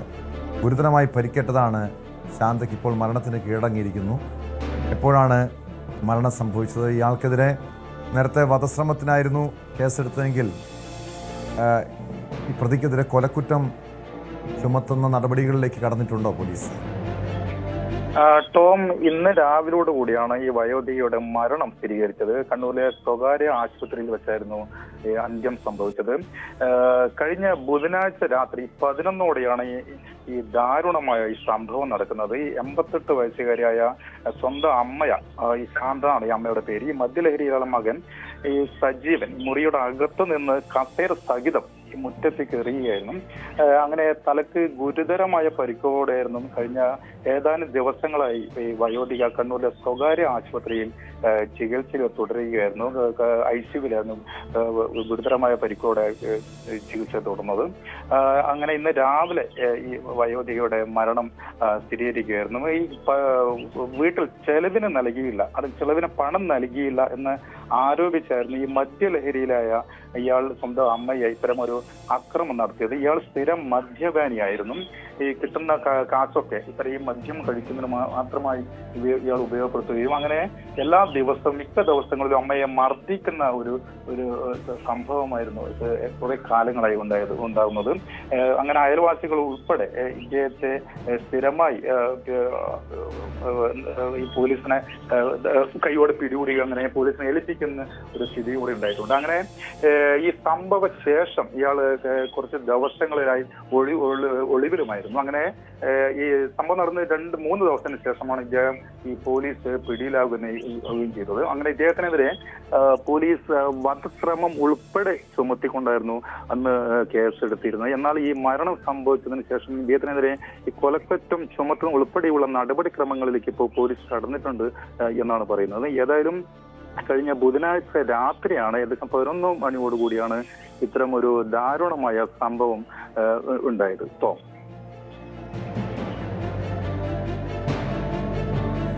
സുമേഷ്, ഇയാൾ ഇങ്ങനെ സ്ഥിരം വീട്ടിൽ പ്രശ്നങ്ങൾ ഉണ്ടാക്കുന്ന ആളായിരുന്നു പറയുന്നുണ്ട്. അമ്മയെ പതിവായി ഉപദ്രവിക്കുമായിരുന്നു. അങ്ങനെ ഈ ചെലവിന് പണം കൊടുക്കാൻ പോലും തയ്യാറല്ല സ്വന്തം അമ്മയ്ക്ക്. അതുമായി ബന്ധപ്പെട്ടുണ്ടായ തർക്കം തന്നെ ആയിരുന്നോ ഈ രീതിയിലുള്ള ഒരു ആക്രമണത്തിന് കാരണമായത്, അതോ മറ്റെന്തെങ്കിലും പ്രശ്നങ്ങൾ ഇരുവരും തമ്മിൽ ഉണ്ടായിരുന്നോ? തീർച്ചയായും ടോം, അത് തന്നെയാണ് ഈ ബന്ധുക്കളും അതുപോലെ തന്നെ അയൽവാസികളും പറയുന്നത്. അതുപോലെ തന്നെ ഇപ്പൊ പോലീസും പറയുന്നത് അങ്ങനെ തന്നെയാണ്. ഇദ്ദേഹം ഈ സ്ഥിരം മദ്യപാനിയാണ്. അങ്ങനെ മദ്യപിച്ച് ഇയാൾ വീട്ടിലെത്തുന്നു, അസമയത്ത് വീട്ടിലെത്തുന്നു. അങ്ങനെ ഈ മദ്യപിച്ചെത്തിക്കഴിഞ്ഞാൽ, അതായത് ഇവർ രണ്ടുപേരും മാത്രമാണ് വീട്ടിൽ താമസിച്ചിരുന്നത്. ഇവർ ബന്ധുക്കളൊക്കെ ഇവരെ വിട്ട് നിൽക്കുന്ന ഒരു അവസ്ഥയാണ്. ഇദ്ദേഹം കാരണം ഇദ്ദേഹം സ്ഥിരമായി മദ്യപിക്കും, ഇതുപോലെ കലഹങ്ങൾ ഉൾപ്പെടെ ഉണ്ടാക്കുന്നത് കാരണം ഇവർ ബന്ധുക്കൾ ഉൾപ്പെടെ ഇവരെ വിട്ടു നിൽക്കുന്ന ഒരു അവസ്ഥയാണ് ഉണ്ടായത്. അങ്ങനെ ഈ അമ്മയെ സ്ഥിരം മർദ്ദിക്കുക എന്നുള്ളത് ഇവരുടെ സ്ഥിരം പതിവാണ്, ഇയാളുടെ സ്ഥിരം പതിവാണ്. അങ്ങനെ ഈ മർദ്ദനം, അങ്ങനെ കഴിഞ്ഞ ദിവസങ്ങളിലൊക്കെ ഇത്തരം മർദ്ദനങ്ങൾ ഈ സ്ത്രീ ഏറ്റുവാങ്ങിയിട്ടുണ്ട് എന്നും ഈ ബന്ധുക്കൾ പറയുന്നു. പക്ഷേ ഇത്തരം ഒരു ദാരുണമായ സംഭവം നടക്കുക എന്ന് പറയുന്നത് കഴിഞ്ഞ ബുധനാഴ്ചയാണ് നടന്നത്. അതായത് ഈ വീട്ടിന്റെ അകത്ത് നിന്ന് ഈ മകനെ കാത്തു നിന്ന അമ്മയെ ഈ വീട്ടിലെത്തിയ ഉടൻ തന്നെ ഈ കസേര സഹിതം എടുത്ത് മുറ്റത്തേക്ക് എറിയുന്ന ഒരു സംഭവം ഉണ്ടാകുന്നു. അങ്ങനെ ദാരുണമായി ഈ തലക്ക് പരിക്കേൽക്കുന്നു. അങ്ങനെ ഈ തലക്ക് പരിക്കേറ്റ ഉടൻ തന്നെ ഈ അമ്മയുടെ ബോധം നഷ്ടപ്പെടുന്നു. അങ്ങനെ അയൽവാസികൾ ഉൾപ്പെടെ എത്തിയാണ് ഇവരെ കണ്ണൂരിലെ ആശുപത്രിയിൽ എത്തിക്കുന്നത്. ആദ്യം ഈ ജില്ലാ ആശുപത്രിയിൽ എത്തിച്ചുവെങ്കിലും ഈ പരിക്ക് ഗുരുതരമായതിനെ തുടർന്നാണ് കണ്ണൂരിലെ വിശദമായ ഈ ചികിത്സയ്ക്ക് വേണ്ടി കണ്ണൂരിലെ സ്വകാര്യ ആശുപത്രിയിൽ പ്രവേശിപ്പിക്കുകയും ചെയ്യുന്ന ഒരു സംഭവം ഉണ്ടാകുന്നത്. അങ്ങനെ ഏതാനും ദിവസങ്ങളായി വളരെ ഗുരുതരമായ അവസ്ഥയിലായിരുന്നു ഈ സ്ത്രീ ICUവിൽ തുടർന്നിരുന്നത്. അങ്ങനെയൊക്കെ ഇന്ന് രാവിലോട് കൂടിയാണ് ഇവരുടെ ഈ അന്ത്യം സംഭവിക്കുന്ന ഒരു സംഭവം ഉണ്ടാകുന്നത്. ഏതായാലും ഇദ്ദേഹം ഇപ്പോൾ റിമാൻഡിലാണ്. ഏതായാലും നേരത്തെ ഞാൻ സൂചിപ്പിച്ചതുപോലെ തന്നെ കഴിഞ്ഞ ദിവസം ഇദ്ദേഹത്തിനെതിരെ ചുമത്തിയ കുറ്റം എന്ന് പറയുന്നത് ഈ വധശ്രമമായിരുന്നു. എന്നാൽ ഈ വയോധിക മരിച്ച സംഭവത്തെ തുടർന്ന് ഏതായാലും ഇദ്ദേഹത്തിനെതിരെ കൊലക്കുറ്റം ചുമത്തും, അല്പസമയത്തിനുള്ളിൽ കൊലക്കുറ്റം ചുമത്തി നടപടിക്രമമായി മുന്നോട്ട് പോകുമെന്നാണ് ഇപ്പോൾ പോലീസ് അറിയിച്ചിരിക്കുന്നത്. വ്യക്തമാണ്. സുമേഷ് മോറാഴിയാണ് കണ്ണൂരിൽ നിന്നും വിവരങ്ങൾ നൽകിയത്. മറ്റൊരു പ്രധാനപ്പെട്ട വാർത്തയിലേക്കാണ് സ്പോട്ട് ലൈവിന് പോകുന്നത്. നവകേരള സർവേ റദ്ദാക്കിയ ഹൈക്കോടതി ഉത്തരവിൽ ഗുരുതര പരാമർശങ്ങളുമായി ഡിവിഷൻ ബെഞ്ച്. സർവേയെക്കുറിച്ച് CPMന് മുൻകൂർ അറിവുണ്ടായിരുന്നു. പാർട്ടിക്ക് ഇതെങ്ങനെ അറിയാൻ സാധിച്ചെന്ന് കോടതി ചോദിച്ചു. ഇക്കാര്യത്തിൽ വിശ്വസനീയമായ വിശദീകരണം നൽകാനായില്ല. സർക്കാർ ഉത്തരവ് വരുന്നതിന് മുൻപ് CPM അണികൾക്ക് കത്തയച്ചു. ആക്ഷേപത്തിൽ നിന്ന് ഒഴിഞ്ഞുമാറുന്ന മറുപടിയാണ് പാർട്ടി സെക്രട്ടറിയിൽ നിന്നും ഉണ്ടായത്. ഇത് ഹർജിക്കാരുടെ ആരോപണത്തിന് ബലം നൽകുന്നുവെന്നും ഹൈക്കോടതി ചൂണ്ടിക്കാട്ടുന്നു. വിവരങ്ങളുമായി ഞങ്ങളുടെ നിയമകാര്യ ലേഖകൻ അഡ്വക്കേറ്റ് CN പ്രകാശ് ചേരുന്നുണ്ട്. അഡ്വക്കേറ്റ് CN പ്രകാശ്, ഈ നവകേരള സർവേ റദ്ദാക്കിയതുമായി ബന്ധപ്പെട്ട് ഹൈക്കോടതി എന്തൊക്കെ കാര്യങ്ങളാണ് ചൂണ്ടിക്കാണിക്കുന്നത്? ടോം സൂചിപ്പിച്ച പോലെ തന്നെ നവകേരള സിറ്റിസൺസ് റെസ്പോൺസ് പ്രോഗ്രാം എന്ന പേരിൽ പബ്ലിക് റിലേഷൻസ് വകുപ്പിന്റെ ഏതാണ്ട് 20 കോടി രൂപ ചെലവിൽ CPM വോളണ്ടിയർമാരെ ഉൾപ്പെടുത്തിക്കൊണ്ട് ഉപയോഗിച്ച് നടത്തുന്ന സർവേയുടെ മറവിൽ ഇലക്ഷൻ കാലത്ത് പാർട്ടി പ്രചാരണവും ഇലക്ഷൻ പ്രചാരണവും നടത്താനുള്ള സർക്കാരിന്റെ നീക്കത്തിനാണ് ഇപ്പോൾ തിരിച്ചടി ഉണ്ടായിട്ടുള്ളത്. അടിയന്തരമായി നടപടികൾ നിർത്തിവെക്കാനും പരിപാടിക്കായി പണം അനുവദിച്ചുകൊണ്ടുള്ള ഉത്തരവ് തള്ളാനും ആണ് ബഹുമാനപ്പെട്ട ചീഫ് ജസ്റ്റിസ് അധ്യക്ഷനായ ഡിവിഷൻ ബെഞ്ച് ഉത്തരവിട്ടത്. പുല്ലുവഴി ജില്ലാ പഞ്ചായത്ത് അംഗം കോൺഗ്രസ് നേതാവ് കൂടിയായ മുബ്ബാസ് നൽകിയ പൊതുതാൽപര്യ ഹർജിയിലാണ് അഡ്വക്കേറ്റ് അനു പി നായർ നടത്തിയ നിയമ പോരാട്ടമാണ് ഇപ്പോൾ വിജയത്തിലെത്തിയിട്ടുള്ളത്. തദ്ദേശ നിയമസഭാ തെരഞ്ഞെടുപ്പുകളുടെ പെരുമാറ്റച്ചട്ടങ്ങൾക്കിടയിൽ തിരക്കപ്പെട്ട് സർക്കാർ പാലിക്കേണ്ട സാമ്പത്തിക ചട്ടങ്ങൾ ഒന്നും പാലിക്കാതെ ഇറക്കിയ ഉത്തരവിൽ ക്യാബിനറ്റ് തീരുമാനത്തിന് മുൻപ് തന്നെ പാർട്ടി സെക്രട്ടറി സർക്കുലർ ഇറക്കി എന്നെല്ലാം ഉള്ള ആക്ഷേപങ്ങൾ കോടതിയിൽ ഉന്നയിക്കപ്പെട്ടു. ഇതെല്ലാം അംഗീകരിച്ചുള്ള ഉത്തരവാണ് ഇപ്പോൾ ചീഫ് ജസ്റ്റിസിന്റെ ഭാഗത്തു നിന്നും ഉണ്ടായിരിക്കുന്നത്.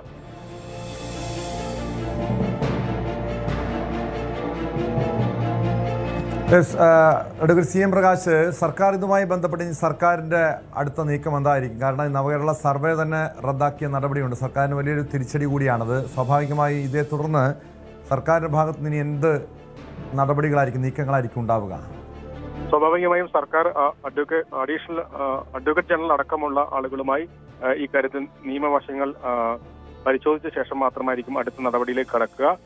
ഉന്നത കോടതിയെ, സുപ്രീം കോടതി അടക്കം സമീപിക്കുന്ന സാഹചര്യം ഒരുപക്ഷെ സംജാതമാകും. കാരണം തെരഞ്ഞെടുപ്പ് അടുത്ത സാഹചര്യമാണ്. ഇത് സർക്കാരിന് ഹൈക്കോടതിയുടെ ഭാഗത്തുണ്ടായിട്ടുള്ള തിരിച്ചടിയാണ്. ഒപ്പം തന്നെ ഈ ഡിവിഷൻ ബെഞ്ചിന്റെ ഉത്തരവിൽ വളരെ ഗുരുതരമായ പരാമർശങ്ങൾ കൂടി നേരത്തെ ടോം സൂചിപ്പിച്ച പോലെ ഉണ്ട്. സർവേയെക്കുറിച്ച് CPIM-ന് മുൻകൂർ അറിവുണ്ടായിരുന്നു. പാർട്ടിക്ക് ഇത് എങ്ങനെ അറിയാൻ കഴിഞ്ഞു, സർക്കാരിന്റെ നീക്കം എന്നീ കാര്യങ്ങളടക്കം ഡിവിഷൻ ബെഞ്ചിന്റെ ഭാഗത്തുനിന്ന് ചോദ്യമുണ്ടായിട്ടുണ്ട്. ഇക്കാര്യത്തിൽ വിശ്വസനീയമായിട്ടുള്ള ഒരു വിശദീകരണം നൽകാനായില്ല സർക്കാരിന്.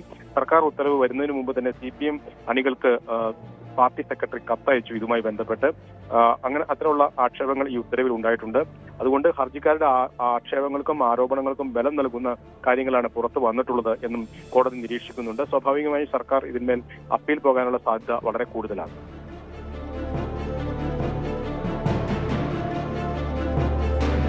വ്യക്തമാണ്. അഡ്വക്കേറ്റ് CN പ്രകാശ് വിവരങ്ങൾ നൽകിയത്. നവകേരള സർവേ റദ്ദാക്കിയ ഹൈക്കോടതി ഉത്തരവിലാണ് ഗുരുതര പരാമർശങ്ങൾ ഡിവിഷൻ ബെഞ്ച് നടത്തി. സർവേയെക്കുറിച്ച് CPM-ന് മുൻകൂട്ടി അറിവുണ്ടായിരുന്നു എന്നതുൾപ്പെടെയുള്ള കാര്യങ്ങൾ പാർട്ടിയെയും അതോടൊപ്പം സർക്കാരിനെയും പ്രതിരോധത്തിലാക്കുന്നു. തിരുവനന്തപുരം വിഴിഞ്ഞത്തെ ഹോട്ടലിൽ നിന്ന് ഭക്ഷണം കഴിച്ച ഒരു കുടുംബത്തിലെ 2 പേർ മരിച്ചു. 2 പേർ ചികിത്സയിലാണ്. നിലമേൽ സ്വദേശി ഷാജി, റാഷിദ ബീവി എന്നിവരാണ് മരിച്ചത്. ഭക്ഷ്യവിഷബാധയേറ്റാണ് മരണമെന്ന് ബന്ധുക്കൾ ആരോപിച്ചു. മീൻ കഴിച്ചവർക്കാണ് ആരോഗ്യ പ്രശ്നമുണ്ടായത്. സംഭവത്തിൽ ഫുഡ് സേഫ്റ്റി കമ്മീഷണറുടെ ആരോഗ്യമന്ത്രി വീണ ജോർജ് റിപ്പോർട്ട് തേടിയിട്ടുണ്ട്. ഈ ഒരു വാർത്ത ശ്രദ്ധയിൽപ്പെട്ടപ്പോൾ തന്നെ ഫുഡ് സേഫ്റ്റി കമ്മീഷണറോടും ഡയറക്ടർ ഹെൽത്ത് സർവീസസിനോടും എന്താണ് ഈ സംഭവം എന്നുള്ളത് റിപ്പോർട്ട് ചെയ്യാൻ വേണ്ടിയിട്ട് പറഞ്ഞിരുന്നു. അപ്പോൾ രാവിലെ തന്നെ ഫുഡ് സേഫ്റ്റി ഓഫീസേഴ്സ് അവിടെ എത്തി പരിശോധിക്കുന്നുണ്ട്. അപ്പോൾ അതിൻ്റെ റിപ്പോർട്ട് വൈകാതെ ലഭിക്കുമെന്ന് പ്രതീക്ഷിക്കുന്നു. മത്സ്യം കഴിച്ചതാണ് എന്നുള്ളതാണ് വാർത്തയിൽ കണ്ടത്. അങ്ങനെയാണെങ്കിൽ മത്സ്യം കഴിച്ച മറ്റുള്ളവർക്കുണ്ടോ, അങ്ങനെയുള്ള ബാക്കി വിശദാംശങ്ങളൊക്കെ എടുക്കണമല്ലോ. അപ്പോൾ ഈ ഘട്ടത്തിൽ എന്താണ് എന്നുള്ളത് വകുപ്പിന് സ്ഥിരീകരണമില്ല. അപ്പോൾ അതിൻ്റെ പരിശോധനയുടെ അടിസ്ഥാനത്തിൽ മാത്രമാണ് അത് പറയാനായിട്ട് കഴിയുക. എന്തായാലും അവിടെ രാവിലെ തന്നെ ഓഫീസേഴ്സ് എത്തി അതിൻ്റെ പ്രവർത്തനങ്ങൾ, നടപടികൾ സ്വീകരിച്ചിട്ടുണ്ട്. വിശദാംശങ്ങളുമായി അരുൺ മോഹൻ ചേരുന്നുണ്ട്. അരുൺ, തിരുവനന്തപുരം വിഴിഞ്ഞത്തെത്തിയാൽ ഇതുപോലെ ഈ മത്സ്യങ്ങളുടെ ഒരു വ്യത്യസ്തമായിട്ടുള്ള വിഭവങ്ങൾ ആസ്വദിക്കാൻ കഴിയും. അങ്ങനെ നിരവധി ഹോട്ടലുകളുണ്ട്. അതിലൊരു ഹോട്ടലിൽ നിന്നാണ് ഭക്ഷണം കഴിച്ച ഒരു കുടുംബത്തിലെ 2 പേർ മരിച്ചിരിക്കുന്നത്. ഇത് ഈ എന്താണ് മരണകാരണമെന്ന് വ്യക്തമായിട്ടുണ്ടോ? ഇത് മീൻ കഴിച്ചവരാണ്, അവർക്കാണ് ആരോഗ്യ പ്രശ്നങ്ങളുണ്ടായത്, മരണം സംഭവിച്ചതെന്ന് പറയുന്നുണ്ട്. ഇത് തന്നെയാണോ പരിശോധനയിലും വ്യക്തമാകുന്നത്? അത് പരിശോധനയിൽ അറിയേണ്ട കാര്യം തന്നെയാണ്. അതിന്റെ പരിശോധനകൾ നടക്കുന്നു എന്ന് തന്നെയാണ് അധികൃതർ പറയുന്നത്. എന്തായാലും ഇന്നലെ വൈകിട്ടോടു കൂടിയായിരുന്നു ഈ പറയുന്ന ഷാജിയും കുടുംബവും ഈ പറയുന്ന വിഴിഞ്ഞത്തെ അസ്മാക് എന്ന സായാഹ്ന ഭക്ഷണശാലയിൽ എത്തുന്നത്. അവിടെ എത്തിയായിരുന്നു ഇവർ മത്സ്യവിഭവങ്ങളായിരുന്നു കഴിക്കുന്നത്. പ്രധാനമായും കടൽ മത്സ്യങ്ങളുടെ ഒരു വിഭവങ്ങൾ ഒരുക്കുന്ന ഒരു കടയാണ് ഇവിടെ. ഇത് കഴിക്കാൻ വേണ്ടി തന്നെയാണ് ഇവർ ഈ കൊല്ലത്ത് നിന്ന് എത്തുന്നത്. 6 പേരാണ് എത്തുന്നത്. ഷാജിയും ഷാജിയുടെ ഭാര്യയും ഭാര്യ മാതാവും ഉൾപ്പെടെ മക്കളും ഉൾപ്പെടെയുള്ള ഇവർ 6 പേരാണ് എത്തുന്നത്. എത്തി ഭക്ഷണം കഴിച്ച് മടങ്ങുമ്പോഴായിരുന്നു ഇവർക്ക് ഈ പറയുന്ന ബുദ്ധിമുട്ടുകൾ ഉണ്ടാകുന്നത്. തുടർന്ന് ഇവർ ആശുപത്രി സമീപിക്കുകയായിരുന്നു. ആശുപത്രി സമീപിച്ചെങ്കിലും ഉടൻ തന്നെ ഈ ഷാജിയെ മെഡിക്കൽ കോളേജിലേക്ക് വിടുകയായിരുന്നു. മെഡിക്കൽ കോളേജ് എത്തുന്ന സമയത്തായിരുന്നു ഷാജി മരണത്തിന് കീഴടങ്ങുന്നത്. തൊട്ടു പിന്നാലെ മെഡിക്കൽ കോളേജിലേക്ക് വിടുകയായിരുന്ന ഷാജിയുടെ ഭാര്യ മാതാവായ റാഷിദ ബീവിയെയും ഇതേ അവസ്ഥയിൽ എത്തിച്ചെങ്കിലും തുടർന്ന് മരണത്തിന് കീഴടങ്ങുകയായിരുന്നു. ഗുരുതരമായ അവസ്ഥയിലാണ് ഷാജിയുടെ ഭാര്യ ആയ സജീന. ഇപ്പോൾ ICUവിലാണെന്നാണ് നമുക്ക് മനസ്സിലാക്കാൻ കഴിയുന്നത്. അതേസമയം ഇവരുടെ 2 മക്കളുണ്ട്. 10-15 വയസ്സായ 2 മക്കളും ഒപ്പം കാർ ഡ്രൈവറായ ഉണ്ണി. ഇത്രയും പേര് കൂടെ ഈ സംഘത്തിനുണ്ടായിരുന്നു. ഇവരും ഈ ഭക്ഷണം കഴിച്ചിരുന്നു. ഇവർ പ്രധാനമായും നമുക്ക് മനസ്സിലാക്കാൻ കഴിയുന്നത് അവിടുന്ന് ഓർഡർ ചെയ്തതനുസരിച്ച് കാണാത മീൻമുട്ട തുടങ്ങിയ കൊഞ്ച് തുടങ്ങിയ വിഭവങ്ങളായിരുന്നു ഇവർ കഴിച്ചിരുന്നത്. ഇവരെല്ലാവരും കഴിച്ചിരുന്നതായും പറയുന്നു. പക്ഷേ ഇവർക്കാണ് ഈ പറയുന്ന ബുദ്ധിമുട്ടുകൾ ഉണ്ടായത്. തുടർന്ന് എന്തായാലും ഇവർ മരണത്തിന് കീഴടങ്ങുന്ന ഒരു പശ്ചാത്തലമാണ് നമുക്കുണ്ടായത്. ഇന്ന് രാവിലെ തന്നെ ചടയമംഗലം പോലീസ് വിഷയത്തിൽ കേസെടുക്കുകയും പോലീസിന്റെ നിർദ്ദേശപ്രകാരം തന്നെ ഈ കട അടച്ച ഒരു സാഹചര്യം ഉണ്ടായി. കട ആരോഗ്യ ഭക്ഷ്യ സുരക്ഷാ വിഭാഗങ്ങൾ പരിശോധന നടത്തി. നേരത്തെ സൂചിപ്പിച്ചതുപോലെ മന്ത്രി ഉൾപ്പെടെ വിശദീകരണം ചോദിച്ചുകൊണ്ട് രംഗത്തെത്തിയ ഒരു പശ്ചാത്തലവും ഇതുണ്ട്. എന്തായാലും പരിശോധന നടക്കുകയാണ്. ഇത് ഭക്ഷ്യവിഷബാധയാണോ മറ്റു കാര്യം എന്താണെന്നുള്ളതുള്ള പരിശോധന നടക്കുന്നു. എന്തായാലും മീൻ വിഭവം കഴിച്ച് ഒരു 2 പേർ മരിച്ച ഒരു വളരെ ഞെട്ടലുണ്ടാക്കുന്ന തീർച്ചയായും മന്ത്രിയും ചൂണ്ടിക്കാണിക്കുന്നതാണ്. കാരണം ഈ ഹോട്ടലിൽ നിന്നും ഈ കുടുംബം മാത്രമല്ല നിരവധി ആളുകൾ ഭക്ഷണം കഴിച്ചിട്ടുണ്ട്. പിന്നെ എന്തുകൊണ്ടാണ് ഇവർക്ക് മാത്രം ഇത്തരം ഒരു പ്രശ്നമുണ്ടായത്? ഇതുകൂടാതെ ഇവിടെ നിന്നല്ലാതെ മറ്റെവിടെന്നെങ്കിലും അവർ ഭക്ഷണം കഴിച്ചിരുന്നോ? അതുമായി ബന്ധപ്പെട്ട വിശദമായ അന്വേഷണം നടത്തുന്നുണ്ടോ? ഇപ്പോൾ ഈ ഹോട്ടലിനെതിരെ എന്തെങ്കിലും നടപടി സ്വീകരിച്ചിട്ടുണ്ടോ അധികൃതർ? ഹോട്ടൽ ഇപ്പോൾ എന്തായാലും അടച്ച ഒരു സാഹചര്യത്തിൽ തന്നെയാണ്. അടപ്പിച്ചു അതിന്റെ പരിശോധന നടത്തിയതിനു ശേഷം മാത്രമായിരിക്കും ആരോഗ്യവകുപ്പ് അധികൃതർ അതിനൊരു ഇടപെടൽ നടത്തിയിട്ടുണ്ട്. പോലീസും നടത്തിയിട്ടുണ്ട്. അതിനുശേഷം മാത്രമായിരിക്കും തുടർന്ന് പ്രവർത്തിക്കാനുള്ള ഒരു അനുമതിയൊക്കെ ലഭിക്കും എന്നുള്ളതാണ് നമുക്ക് മനസ്സിലാക്കാൻ കഴിയുന്നത്.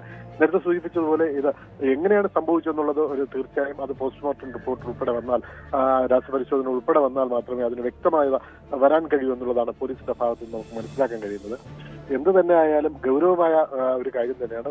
വളരെ ജാഗ്രതയിലാണ് ഇതോടുകൂടി ഈ പ്രദേശത്തുള്ള ആൾക്കാരും വളരെ ജാഗ്രതയിലാണ്. കാരണം നമുക്ക് അറിയാം, ഏതാനും മാസങ്ങൾക്ക് മുമ്പ് നമ്മൾ തന്നെ റിപ്പോർട്ട് ചെയ്തൊരു വിഷയമായിരുന്നു ചെമ്പല്ലി എന്ന് പറയുന്ന മീൻ കഴിച്ച് ഏകദേശം 60ഓളം പേർക്ക് ഈ പറയുന്ന താലൂക്കിലെ 60ഓളം പേർക്ക് ഗുരുതരമായ ആരോഗ്യ പ്രശ്നം സൃഷ്ടിച്ചത് ഏതാനും മാസങ്ങൾക്ക് മുമ്പാണെന്നുള്ളത് അറിയാം. അത് ഈ വിഴിഞ്ഞ ഭാഗത്തുള്ള ഒരു മീനാണ്. അപ്പോൾ എന്താണ് സംഭവിച്ചെന്നുള്ളത് നമുക്ക് ഗൗരവമായി തന്നെ അത് പരിശോധിക്കേണ്ടതുണ്ട് എന്ന് തന്നെയാണ് ആരോഗ്യ അധികൃതരെ പറയുന്നത്. അതേസമയം മറ്റൊരു ആരോപണം ഉയരുന്ന ഒരു സാഹചര്യമുണ്ട്. കാരണം ഈ പറയുന്ന ഭക്ഷ്യസുരക്ഷാ വിഭാഗക്കാർ പ്രത്യേകിച്ച് മീൻ കടകളോ അല്ലെങ്കിൽ മീൻ വിൽക്കുന്ന കേന്ദ്രങ്ങളിലോ അവർ പരിശോധന നടത്തില്ല. കാരണം ഇതൊക്കെ നടക്കുന്നത് രാവിലെയാണ്. ഈ കച്ചവടം ഒക്കെ നടക്കുന്നത് മലയോര മേഖലകളിലൊക്കെ ആയിക്കോട്ടെ അല്ലെങ്കിൽ തീരദേശ മേഖലയിലൊക്കെയും മീൻ വ്യാപാരം നടക്കുന്നത് രാവിലെയാണ്. ഈ രാവിലെ പിന്നെ സംഭവിക്കുന്നത് വൈകിട്ടുമാണ്. ഈ സമയത്ത് ഇവരുടെ ഡ്യൂട്ടി ടൈം ഇല്ല എന്നുള്ള കാരണത്താൽ ഇവർ അത് ഉണർന്ന് പ്രവർത്തിക്കാത്തൊരു സാഹചര്യമുണ്ട്. അപ്പോൾ ഈ മീൻ വരുന്നത് ഗുണമേന്മയുള്ള മീനുകളാണോ വരുന്നത് എന്നൊക്കെ പരിശോധിക്കുന്ന കാര്യത്തിൽ വീഴ്ച വരുന്നുണ്ടതും ഇപ്പോൾ നമുക്ക് ഉയരുന്ന ഒരു പ്രധാന ആരോപണങ്ങളൊന്നാണ് കേട്ടോ. അങ്ങനെ ഒരു പരിശോധനകളിൽ വീഴ്ച സംഭവിക്കുന്നുണ്ടോ ഭക്ഷ്യ സുരക്ഷാ വകുപ്പിന്റെ ഭാഗത്തു നിന്ന്? കാരണം ഈ മത്സ്യ മാർക്കറ്റുകളിൽ പരിശോധന വേണം, ഇതുപോലുള്ള ഹോട്ടലുകളിലൊക്കെ പരിശോധന കൃത്യമായി നടക്കേണ്ടതാണ്. പക്ഷേ ഏതെങ്കിലും രീതിയിലുള്ള ക്രമക്കേടുകളൊക്കെ ഇതിൻ്റെ മറവിൽ നടക്കുന്നുണ്ടോ? കാരണം നമ്മൾ കേട്ടിട്ടുണ്ട് ചില ഹോട്ടൽ അധികൃതരൊക്കെ ഭക്ഷ്യസുരക്ഷാ വകുപ്പിന് കൈക്കൂലിയൊക്കെ നൽകുന്നുണ്ട്. അങ്ങനെ പരിശോധനകളൊക്കെ കൃത്യമായി നടക്കുന്നില്ല എന്നൊക്കെ. അങ്ങനെ ഈ വിഴിഞ്ഞത്ത് അത്തരമൊരു ആക്ഷേപം നിലനിൽക്കുന്നുണ്ടോ? ഇപ്പം വിഴിഞ്ഞത്ത് മാത്രമല്ല, നമ്മുടെ ഈ പറയുന്ന ഈ പ്രദേശം നടക്കുന്ന തെക്കൻ മേഖല, തിരുവനന്തപുരം ജില്ലയുടെ തെക്കൻ പ്രദേശമായിട്ട് തന്നെ നമുക്ക് കണക്കാക്കാം. തീരദേശവും മലയോര ഗ്രാമങ്ങളും കൂടി ചേർന്ന് കിടക്കുന്ന ഒരു പ്രദേശമാണ് ഈ നെയ്യാറ്റിൻകര താലൂക്കിനടുത്ത് കിടക്കുന്ന ഈ പറയുന്ന വിഴിഞ്ഞം പ്രദേശമൊക്കെ വരുന്ന ഈ കോളം മണ്ഡലം ഒക്കെ വരുന്ന പ്രദേശം അത് തന്നെയാണ്. പക്ഷേ ഈ പ്രദേശത്തൊക്കെയും മത്സ്യ വിഭവങ്ങൾ ഇഷ്ടപ്പെട്ട ആൾക്കാരാണ് ധാരാളമുള്ളത്. ഇതന്വേഷിച്ച് വിദൂരങ്ങളിൽ നിന്ന് രാത്രികാലങ്ങളിൽ ഉൾപ്പെടെ ആൾക്കാരെത്തുന്ന ഒരു സ്ഥലം തന്നെയാണ്. അത് തന്നെയാണ് ഈ പറയുന്ന കൊല്ലത്ത് നിന്ന് ഉൾപ്പെടെ ഷാജിയും കുടുംബം എത്തുന്നത് ഈ മീൻ വിഭവങ്ങളെ ഇഷ്ടപ്പെട്ട് വരുന്നത്. പക്ഷെ ഈ വരുന്ന വിഭവങ്ങൾക്കൊക്കെയും അല്ലെങ്കിൽ വരുന്ന മീനിന് വേണ്ട സുരക്ഷ വേണ്ട ഗുണനിലവാരമുണ്ടോ എന്നുള്ള കാര്യം പരിശോധിച്ചുറപ്പുവരുത്താൻ ആരും തന്നെ ഇല്ല എന്നുള്ളതാണ് മറ്റൊരു വസ്തുത. നേരത്തെ ഞാൻ സൂചിപ്പിച്ചത് ചന്തകളിലാണ് പ്രധാന വിഷയം. ചന്തകളിലെത്തുന്ന മീനുകൾ അവിടെയാണ് ഈ പറയുന്ന പരിശോധന വേണ്ടത്. ഈ രാത്രികാല പരിശോധനകളോ അല്ലെങ്കിൽ ഈ വൈകുന്നേരങ്ങളിലെ പരിശോധന നടക്കാറില്ല. നേരത്തെ സൂചിപ്പിച്ച ചെമ്പല്ലി കഴിച്ച് ആൾക്കാർക്ക് ഗുരുതരാവസ്ഥ അത് ഈ പറയുന്ന നെയ്യാറ്റിൻകര താലൂക്കിൽ മാത്രമല്ല നമുക്ക് മനസ്സിലാക്കാൻ കഴിയുന്നത് അത് കാട്ടാക്കട താലൂക്കിലും നിരവധി പേർക്ക് ഈ ഒരു അന്ന് രോഗബാധ അല്ലെങ്കിൽ ഭക്ഷ്യവിഷബാധ അനുഭവിച്ച ഒരു സാഹചര്യം ഉണ്ടായിരുന്നു. ചെമ്പല്ലി പോലുള്ള മീൻ കഴിച്ചൊരു സാഹചര്യം ഉണ്ടായിരുന്നു. ആ സമയത്ത് കുറച്ച് ദിവസം ഉണർന്ന് പ്രവർത്തിച്ച് കുറച്ച് നടത്തിയതെല്ലാം കഴിഞ്ഞ് പിന്നെ അതിനുശേഷമുള്ള ഒരു പരിശോധന മത്സ്യ മാർക്കറ്റുകളിൽ നമുക്ക് കാണാൻ കഴിഞ്ഞില്ല എന്നുള്ളത് ഒരു ഉയരുന്ന ഒരു ആരോപണമാണ് നാട്ടുകാർ, അത് ഗൗരവകരമായ ഒരു ആരോപണമാണ്. വരുന്ന മീനുകളുടെ ഗുണനിലവാരം, പഴകിയതായ മീനുകൾ ധാരാളം എത്തുന്നു, അല്ലെങ്കിൽ രാസപദാർത്ഥങ്ങൾ കലർത്തിയ മീനുകൾ എത്തുന്നു. അരുൺമോഹൻ, നമ്മൾ പൊതുവെ കേട്ടിട്ടുണ്ട് ഈ വിഴിഞ്ഞത്ത് ഏറ്റവും നല്ല ഈ ഭക്ഷണങ്ങൾ, മത്സ്യപദാർത്ഥങ്ങൾ കിട്ടുന്നൊരു ഹോട്ടലുകൾ, നിരവധി ഹോട്ടലുകൾ വിഴിഞ്ഞത്തുണ്ട് എന്ന്. ഇതുവരെയും അത്തരമൊരു പരാതികൾ ഇതിനു മുൻപ് ഉയർന്നിട്ടുണ്ടോ? ചിലപ്പോൾ ചില വിരുദ്ധാഹാരങ്ങൾ കഴിച്ചു കഴിഞ്ഞാൽ ഇത്തരം ആരോഗ്യ പ്രശ്നങ്ങൾ ഉണ്ടാകാം. ചെമ്മീൻ അല്ലെങ്കിൽ കൊഞ്ച്, ഞണ്ട് അങ്ങനെയുള്ള ഭക്ഷണ പദാർത്ഥങ്ങളുടെ ഒപ്പം ചില മറ്റ് വിരുദ്ധാഹാരങ്ങളുണ്ട്. അതല്ലെങ്കിൽ നാരങ്ങാ വെള്ളം പോലെയുള്ള പുളിയുള്ള വസ്തുക്കൾ കഴിച്ചു കഴിഞ്ഞിട്ടുണ്ടെങ്കിൽ, ഭക്ഷ്യവസ്തുക്കൾ കഴിച്ചു കഴിഞ്ഞാൽ ചിലപ്പോൾ ആരോഗ്യ പ്രശ്നം ഉണ്ടാകുമെന്ന് കേട്ടിട്ടുണ്ട്. ഒരുപക്ഷെ അതായിരിക്കുമോ അതോ പഴകിയ മാംസമായിരിക്കുമോ, മത്സ്യമായിരിക്കുമോ ഈ രീതിയിൽ രണ്ടുപേരുടെ ജീവനെടുക്കാനുള്ള ഭക്ഷ്യദുരന്തത്തിന് കാരണമായത്? ടോം സൂചിപ്പിച്ചതുപോലെ ഈ തെക്കൻ മേഖലയിലെ വിഴിഞ്ഞം പ്രദേശത്തെ മീനുകൾക്ക് ആൾക്കാർക്ക് വളരെ പ്രിയമാണ്. കാരണം അല്പം രുചി കൂടിയ ഒരു വിഭവ മീനാണ് ഇവിടെ കിട്ടുന്നതെന്നുള്ള ഒരു ഖ്യാതി ഉണ്ട് ഇവിടെ. കാരണം അതാണ് ആൾക്കാരിവിടെ ആകർഷിക്കുന്നത്. അതേസമയം ഈ നേരത്തെ സൂചിപ്പിച്ചതുപോലെ ഈ കൊഞ്ച് അല്ലെങ്കിൽ ഈ പറയുന്ന കണവ പോലുള്ള മീനുകളോടൊപ്പം നാരങ്ങ ഒപ്പം ഉള്ളി ഒക്കെ ഉപയോഗിച്ച് കഴിച്ചു കഴിഞ്ഞാൽ ഇത്തരം പ്രശ്നങ്ങൾ ഉണ്ടായിട്ടുണ്ട്. അത് നേരത്തെ നമ്മൾ റിപ്പോർട്ട് ചെയ്തിട്ടുണ്ട്. ചിലർക്കൊക്കെ ഈ പറയുന്ന ബുദ്ധിമുട്ടുകൾ, ഒരു സാഹചര്യങ്ങൾ, അവർ ആശുപത്രിയെ സമീപിച്ച വിഷയങ്ങളൊക്കെ മുന്നുണ്ടായിട്ടുണ്ട്. പക്ഷേ ഇത്തരത്തിലൊരു മരണം സംഭവിക്കുന്നത്, അത് രണ്ടുപേരുടെ മരണം, ഒരാളുടെ ഗുരുതരാവസ്ഥ, ഇത് സംഭവിക്കുന്നത് ഒരുപക്ഷെ ഈ അടുത്ത കാലത്ത് നമ്മൾ ഒരു കേട്ടുകേൾവി ഇല്ലാത്തൊരു സംഭവം തന്നെയാണ്. മരണത്തിലേക്ക് കലാശിച്ച ഒരു സാഹചര്യം. അത് തന്നെയാണ് ഇവിടെ ഒരു ഗൗരവം കൂട്ടുന്നത്. നേരത്തെ സൂചിപ്പിച്ചതുപോലെ എന്താണ് അതിനൊരു കാരണം, അത് കണ്ടെത്തേണ്ടതുണ്ട്. അല്ലെങ്കിൽ അത് എന്ത് സംഭവിച്ചെന്നുള്ളത്. കാരണം ആശങ്കയാണ്. ഈ വിപണിക്ക് അതൊരു ബുദ്ധിമുട്ടാവും, അല്ലെങ്കിൽ ഇനി മീൻ ഇഷ്ടപ്പെടുന്നവർക്ക് അതൊരു ഭയമാവും. പക്ഷെ ആ ആശങ്ക മാറ്റേണ്ടത് വളരെ ഒരു കാര്യം തന്നെയാണ്. പക്ഷേ എന്നിരുന്നാലും ഈ നേരത്തെ സൂചിപ്പിച്ചതുപോലെ വിരുദ്ധാഹാരങ്ങൾ കൊണ്ടുള്ള ബുദ്ധിമുട്ടുകൾ ഉണ്ട്, ആൾക്കാർക്ക് ബുദ്ധിമുട്ടുണ്ടായ സാഹചര്യം നേരത്തെ നമ്മൾ റിപ്പോർട്ട് ചെയ്തിട്ടുണ്ടായിരുന്നു. പലർക്കും അത് കുറച്ച് നിമിഷങ്ങൾക്ക് ശേഷം അത് മാറിപ്പോകുന്ന ഒരു സാഹചര്യം ഉണ്ടാകുന്നുണ്ട്. അത് ഒരു വലിയ വാർത്താ പ്രാധാന്യത്തിലേക്കൊന്നും പോയില്ല എന്നുണ്ടെങ്കിലും ഇത് ഗൗരവം, രണ്ടുപേരുടെ ജീവനെടുത്ത ഒരു അവസ്ഥയിലെത്തുമ്പോൾ ഉണ്ടാവുന്ന അത് ഗൗരവമായി കാണുന്നു. ഇവിടെ ഉള്ളവരും ആശങ്കയിലാണ്. ഈ പറയുന്ന വ്യാപാര മേഖലയിലും ആശങ്കയിലാണ്. യെസ്, വ്യക്തമാണ്. അരുൺമോഹനാണ് വിവരം നോക്കിയത്. വിഴിഞ്ഞത്താണ് വിഷബാധയേറ്റ് ഒരു കുടുംബത്തിലെ 2 പേർ. വയനാട്ടിലെ മുത്തങ്ങയിൽ നിരോധിത പാൻ മസാല വേട്ട. 3.5 ടണ്ണോളം വരുന്ന പുകയില ഉൽപ്പന്നങ്ങളാണ് എക്സൈസ് വിഭാഗം പിടികൂടിയത്. പഞ്ചസാര ലോറിയിൽ ഒളിപ്പിച്ച് കടത്താനായിരുന്നു ശ്രമം. സംഭവത്തിൽ തമിഴ്നാട് കോയമ്പത്തൂർ സ്വദേശി കാളി മുത്തുകുമാർ അറസ്റ്റിലായി. വിവരങ്ങളുമായി ജയരാജ് ബത്തേരി ചേരുന്നു. ജയരാജ്, ഇത് എവിടെ നിന്നാണ് ഈ നിരോധിത പുകയില ഉൽപ്പന്നങ്ങൾ ഇവിടേക്ക് എത്തിച്ചത്? എക്സൈസ് എന്തെങ്കിലും രഹസ്യവിവരത്തിന്റെ അടിസ്ഥാനത്തിലായിരുന്നോ പരിശോധന? ടോം, മറ്റ് അന്യ സംസ്ഥാനങ്ങളിൽ നിന്ന് അല്ലെങ്കിൽ ഇത്തരത്തിലുള്ള പാൻ മസാലകളോ അല്ലെങ്കിൽ മയക്കുമരുന്ന്, കുഴൽപ്പണം തുടങ്ങിയൊക്കെ ഈ മുത്തങ്ങ ചെക്ക് പോസ്റ്റ് വഴി കടത്തുന്നത് ഒരു തുടർക്കഥയായി തന്നെ പോവുകയാണ്. കാരണം പല സമയത്തും ഇത്തരത്തിലുള്ള പാൻ മസാലകളൊക്കെ ഇവിടെ പിടിക്കപ്പെടുന്നുണ്ടെങ്കിലും വീണ്ടും അത് തുടർന്നുകൊണ്ട് പോകുന്ന ഒരവസ്ഥയാണ് ഇപ്പോൾ കാണാനുള്ളത്. കഴിഞ്ഞ ദിവസം, അതായത് ഇന്നലെ രാത്രിയാണ് ഏതാണ്ട് 8 മണിയോടെ പഞ്ചസാര ലോറിയിൽ ഒളിപ്പിച്ച് കടത്താൻ ശ്രമിച്ച 3.5 ടണ്ണോളം നിരോധിത പുകയില ഉൽപ്പന്നങ്ങൾ മുത്തങ്ങ ചെക്ക് പോസ്റ്റ് അധികൃതർ പിടികൂടിയത്. സംഭവത്തിൽ തമിഴ്നാട് കോയമ്പത്തൂർ സ്വദേശി കാളിമുത്തുകുമാർ പിടിയിലായിട്ടുണ്ട്. കഴിഞ്ഞ ദിവസം രാത്രി രഹസ്യവിവരത്തെ തുടർന്നാണ് ഈ ഒരു വാഹന പരിശോധന നടത്തിയത്. കർണാടകയിൽ നിന്ന് വരികയായിരുന്ന ലോറിയിൽ നിന്നാണ് പഞ്ചസാര ചാക്കുകൾക്കിടയിൽ ഒളിപ്പിച്ച ഏതാണ്ട് 3481 കിലോഗ്രാം നിരോധിത പുകയില ഉൽപ്പന്നമായ ഹാൻസ് പിടികൂടിയത്.